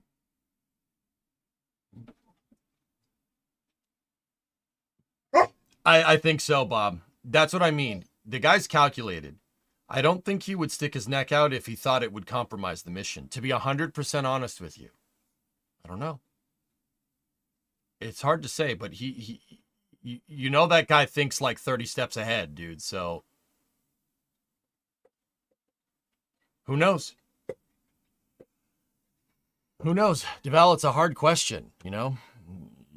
It's hard to say. But also cars on Mars. Elon was very important to SpaceX early on, but I think at this point they have enough experienced people that even if Elon completely went away, it wouldn't be slowed down, to be honest. I mean, Bill, that's something that I see people throw around a lot. You guys understand he's the chief technical officer of SpaceX, basically the chief designer. Like, still, to this day. Yeah, maybe they could operate without him. Sure, probably be okay. But he's the one that makes the stakeholder expectations, guys, as the CTO. Now, that's important to understand. He has final input on all design decisions. Like catching the booster was his idea. An idea that proved to be really, really smart. You know, that's... Exactly. Remember losing Korolev. That's where I'm at, Bill. You know, it'd probably be all right, but I don't like probably, you know? Because if you asked anybody in 1968 when we're going to get to Mars, they would have told you in 1979, we'll get to Mars with the Saturn V. Look how that ended. If you asked anybody in 1973, you know, when are we getting to Mars, they probably would have said, oh, probably the 80s. Because the space shuttle will get us there. See what I'm saying? You guys, I know people look at me like I'm completely crazy all the time. I can see you looking through the damn computer. Not you, but you. The people that are like, EJ, you know, he thinks NASA needs to have parity with SpaceX. That's stupid. Why doesn't NASA just use SpaceX? Because every time we've done something like this, it's ended poorly. The space program, it's very clear that if you're a student of spaceflight history, that the space program can dry up like that. Willy-nilly, no questions asked. We've seen what happens when the government has the only way to get to the moon. If they don't see a reason for it, then just bye-bye. We don't need this anymore. Simultaneously, you could see what happens when the commercial market experiences a recession. The commercial launch market collapses, like what we saw in the 90s. So I don't think it's wise putting all your eggs in commercial or putting all your eggs into a public space program. You need to do both of those things if we want to move further into space. It's pretty simple. You know, just because SpaceX is doing amazing right now, you know, it doesn't mean that they're always going to be like this. The more strides that SpaceX can make now is more of a hedge and NASA for that matter, is more of a hedge against whatever backlash this is going to have. I mean, hopefully, ideally, there is none. But history states that there will be. You know? Like I said, you talk to somebody in 2008. When is NASA going back to the moon? They would have said 2017, 2018. Oops. You mean you're not crazy? I kind of am.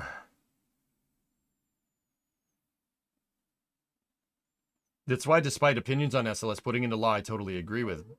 Bob, Congress wanted to save jobs first and foremost, and I understand that. But also, they made their decision based off of our national space program being a point of pride and a feather in our cap. Getting rid of NASA's human spaceflight, it almost happened. It almost had the rug pulled out under it. Congress is what saved that. Where the hell would we be if NASA didn't keep the astronaut office going throughout the 2010s because of SLS, because of Artemis? We would not be nearly as far as we are right now. We wouldn't have astronauts like Johnny Kim. We wouldn't have astronauts like Victor Glover that were specifically recruited for going to the moon. Those classes wouldn't have happened because there wouldn't have been a rocket for them to fly on. See what I'm saying? This is not something that you should screw around with. We should have a national space program of expendable launch vehicles and then let the private sector do as they will. But NASA always should have parity. If they don't, and NASA doesn't have a long-term goals that the commercial contractors can look to and support, the whole thing could collapse. And once again, that's not just my opinion. The National Academy of Sciences put out a paper saying this exact thing. If you don't, and that's why I've been so damn vocal about it lately. You don't fix this problem, you're coming to a crossroads where we could lose NASA completely and have them be a regulatory body. Do you want that? I don't want that. That would be awful. A regulatory body in charge of scientific discovery? Hell no. That would be an insanely bad idea. See, look at how upset Titan's getting over this. That's a good boy. That's a good boy. I know, it's upsetting, isn't it? You wanna launch into space? Yeah? The last time we launched a dog into space, though, it didn't end well. You'll change? It'll be different this time? Okay. All right. NASA has to compete, James. It's not even a judgment call. They have to be able to get to the moon before SpaceX. I've basically said, I've theorized as basically the crossroads, the point of no return is when Starship gets a crew rating. If Starship gets a crew rating, there is no need for SLS to exist. But if SLS has its own lander that's not Starship, then there's a reason for it to keep existing. Because you know what's better than having one way to get to the moon? Having two ways to get to the moon. You know what's better than having two ways? Having three ways to get to the moon.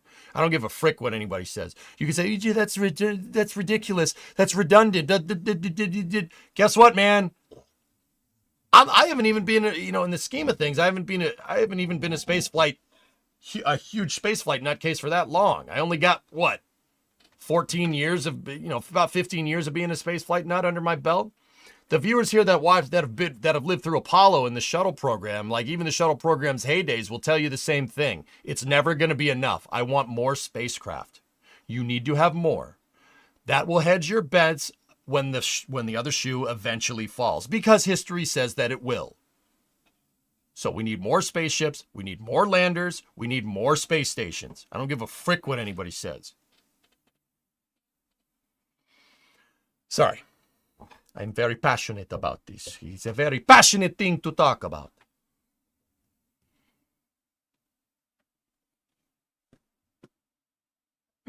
Anyway. And on that bombshell, it's time to go to After Hours. I hope you guys...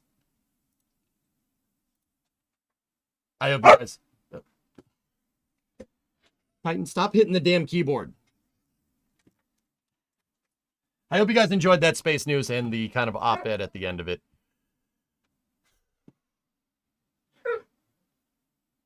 So let's jump back into Satisfactory, or we could play Workers. I don't know. We still got to do a lot of work on Satisfactory, but I said I would play more Satisfactory, so that's probably what we're going to do. We have a new museum piece. Nice, an MH-53. Cool.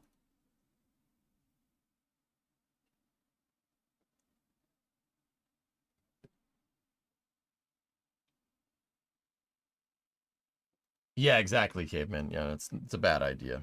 Before Christmas, time is ticking. I'm a bit behind, but I don't see why each mount needs its own tower. What are you talking about, Ray?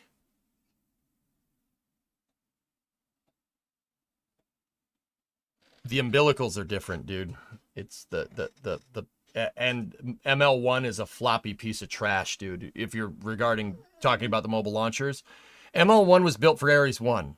Ares 1 is not SLS. SLS probably has like, I theorized about 7 million more pounds on it. It's probably a little less than that. I think SLS is probably like 6 million pounds heavier.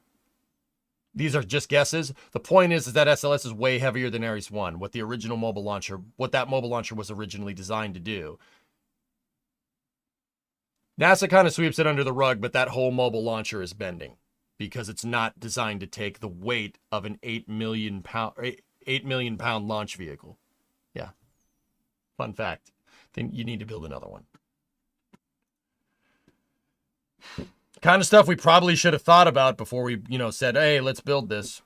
Anyway, that's going to do it for Space News, guys. I'm going to flash up the title screen, and on that bombshell, it's time to end. I will see you guys tomorrow at 5 for the Flame Trench. So there will be no Space and Rocket review tomorrow from me, your boy. There will be the Flame Trench with, who do we have hosting? Let's see.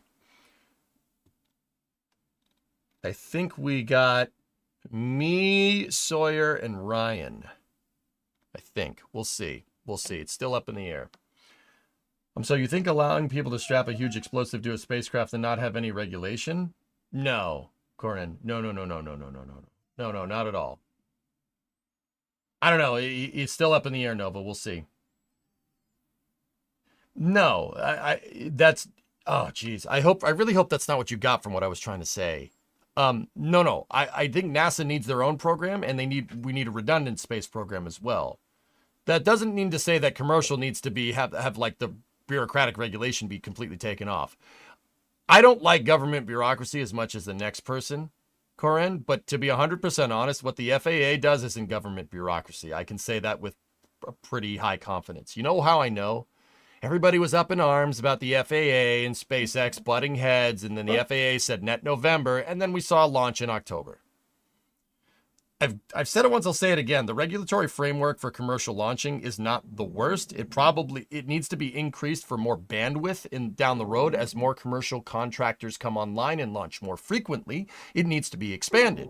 But that doesn't mean that the framework doesn't work.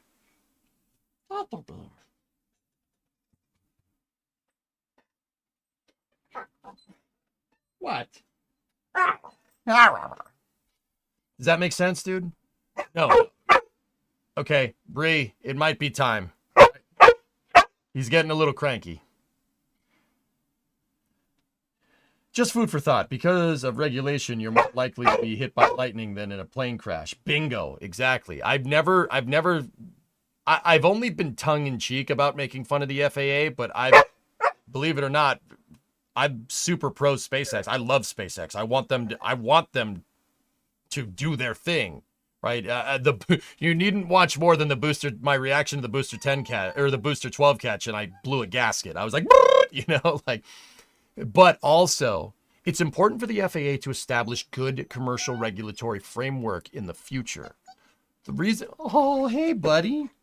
The reason why is because what happens when Blue comes online? What happens when Blue starts launching their Project Kuiper satellites and they're launching just as much as Falcon? What happens when Vulcan does that? The FAA needs the regulatory framework is good. They just need to expand. They need more people to go through this paperwork, right? Also in the future, the FAA basically using SpaceX and Starship as their kind of prototype for establishing regulatory framework for what it takes to certify commercial spacecraft and commercial spaceport. That's the best analog that you could get for your kind of default regulatory framework, right? Because that basically certifies super heavy launch commercial spaceports as the benchmark for future commercial spaceport endeavors. Does that make sense? I think that's a really good idea. We should do that. We should do more of that. You know? Hey, buddy. What are you doing? Hey, don't eat your bed. Hey, that's your bed. It's not edible. What are you doing? Dang it. I'm trying to discuss space flight policy, dog. What's the matter with you? Stop it. No, stop it. Stop eating the bed. Stop eating the bed. Dang it. Anyway, I'm back. Sorry. Brimo, I need help. Please, help me. It's a bettable. It's bettable. Anyway. Phoenix is getting a Buc-ee's. All right. 2 lunar programs are better than 1. You're damn right, Yuri. The last time we had 2 lunar programs, somebody actually went to the frigging moon. Weird, huh? Oh, how did that happen? That's weird.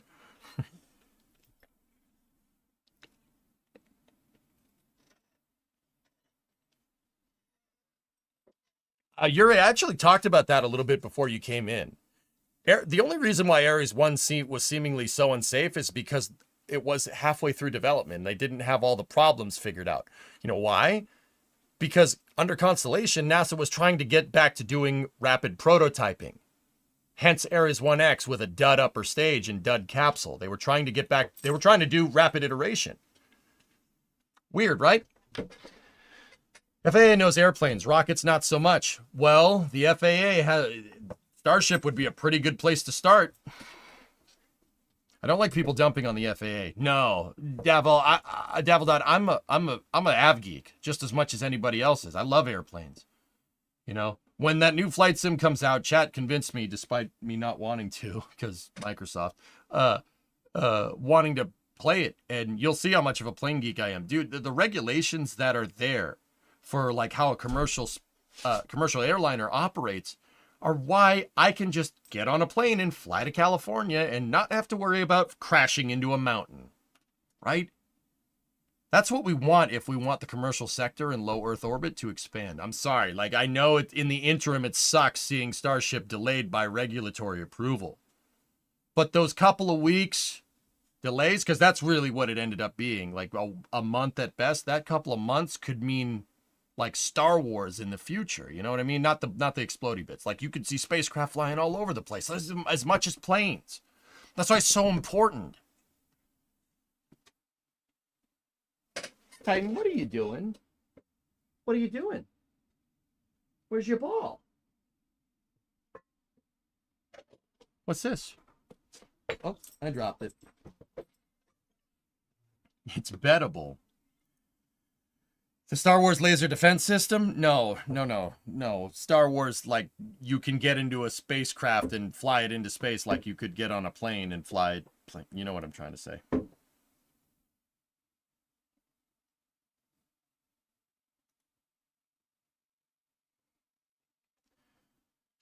Anyway, all right. Should we get back to Satisfactory? Let's do this. If you're over on the YouTube side of things, you know the drill. I am going to stop the stream. But if you're on the Twitch side, we're just going to change categories. Regulations need to be established and followed by everyone. You need to say that some... Yeah, dude, we have rules. The rules, the seemingly crazy regulatory stuff that the FAA does is the reason why planes don't crash into mountains. That's the reason why our airline industry is so safe. If we want to be able to take a vacation into space, something like that is eventually going to need to happen. Starship and Starbase are the best way to come up with the regulatory framework needed in the future for this. Period. Full stop. Best case scenario. Anyway,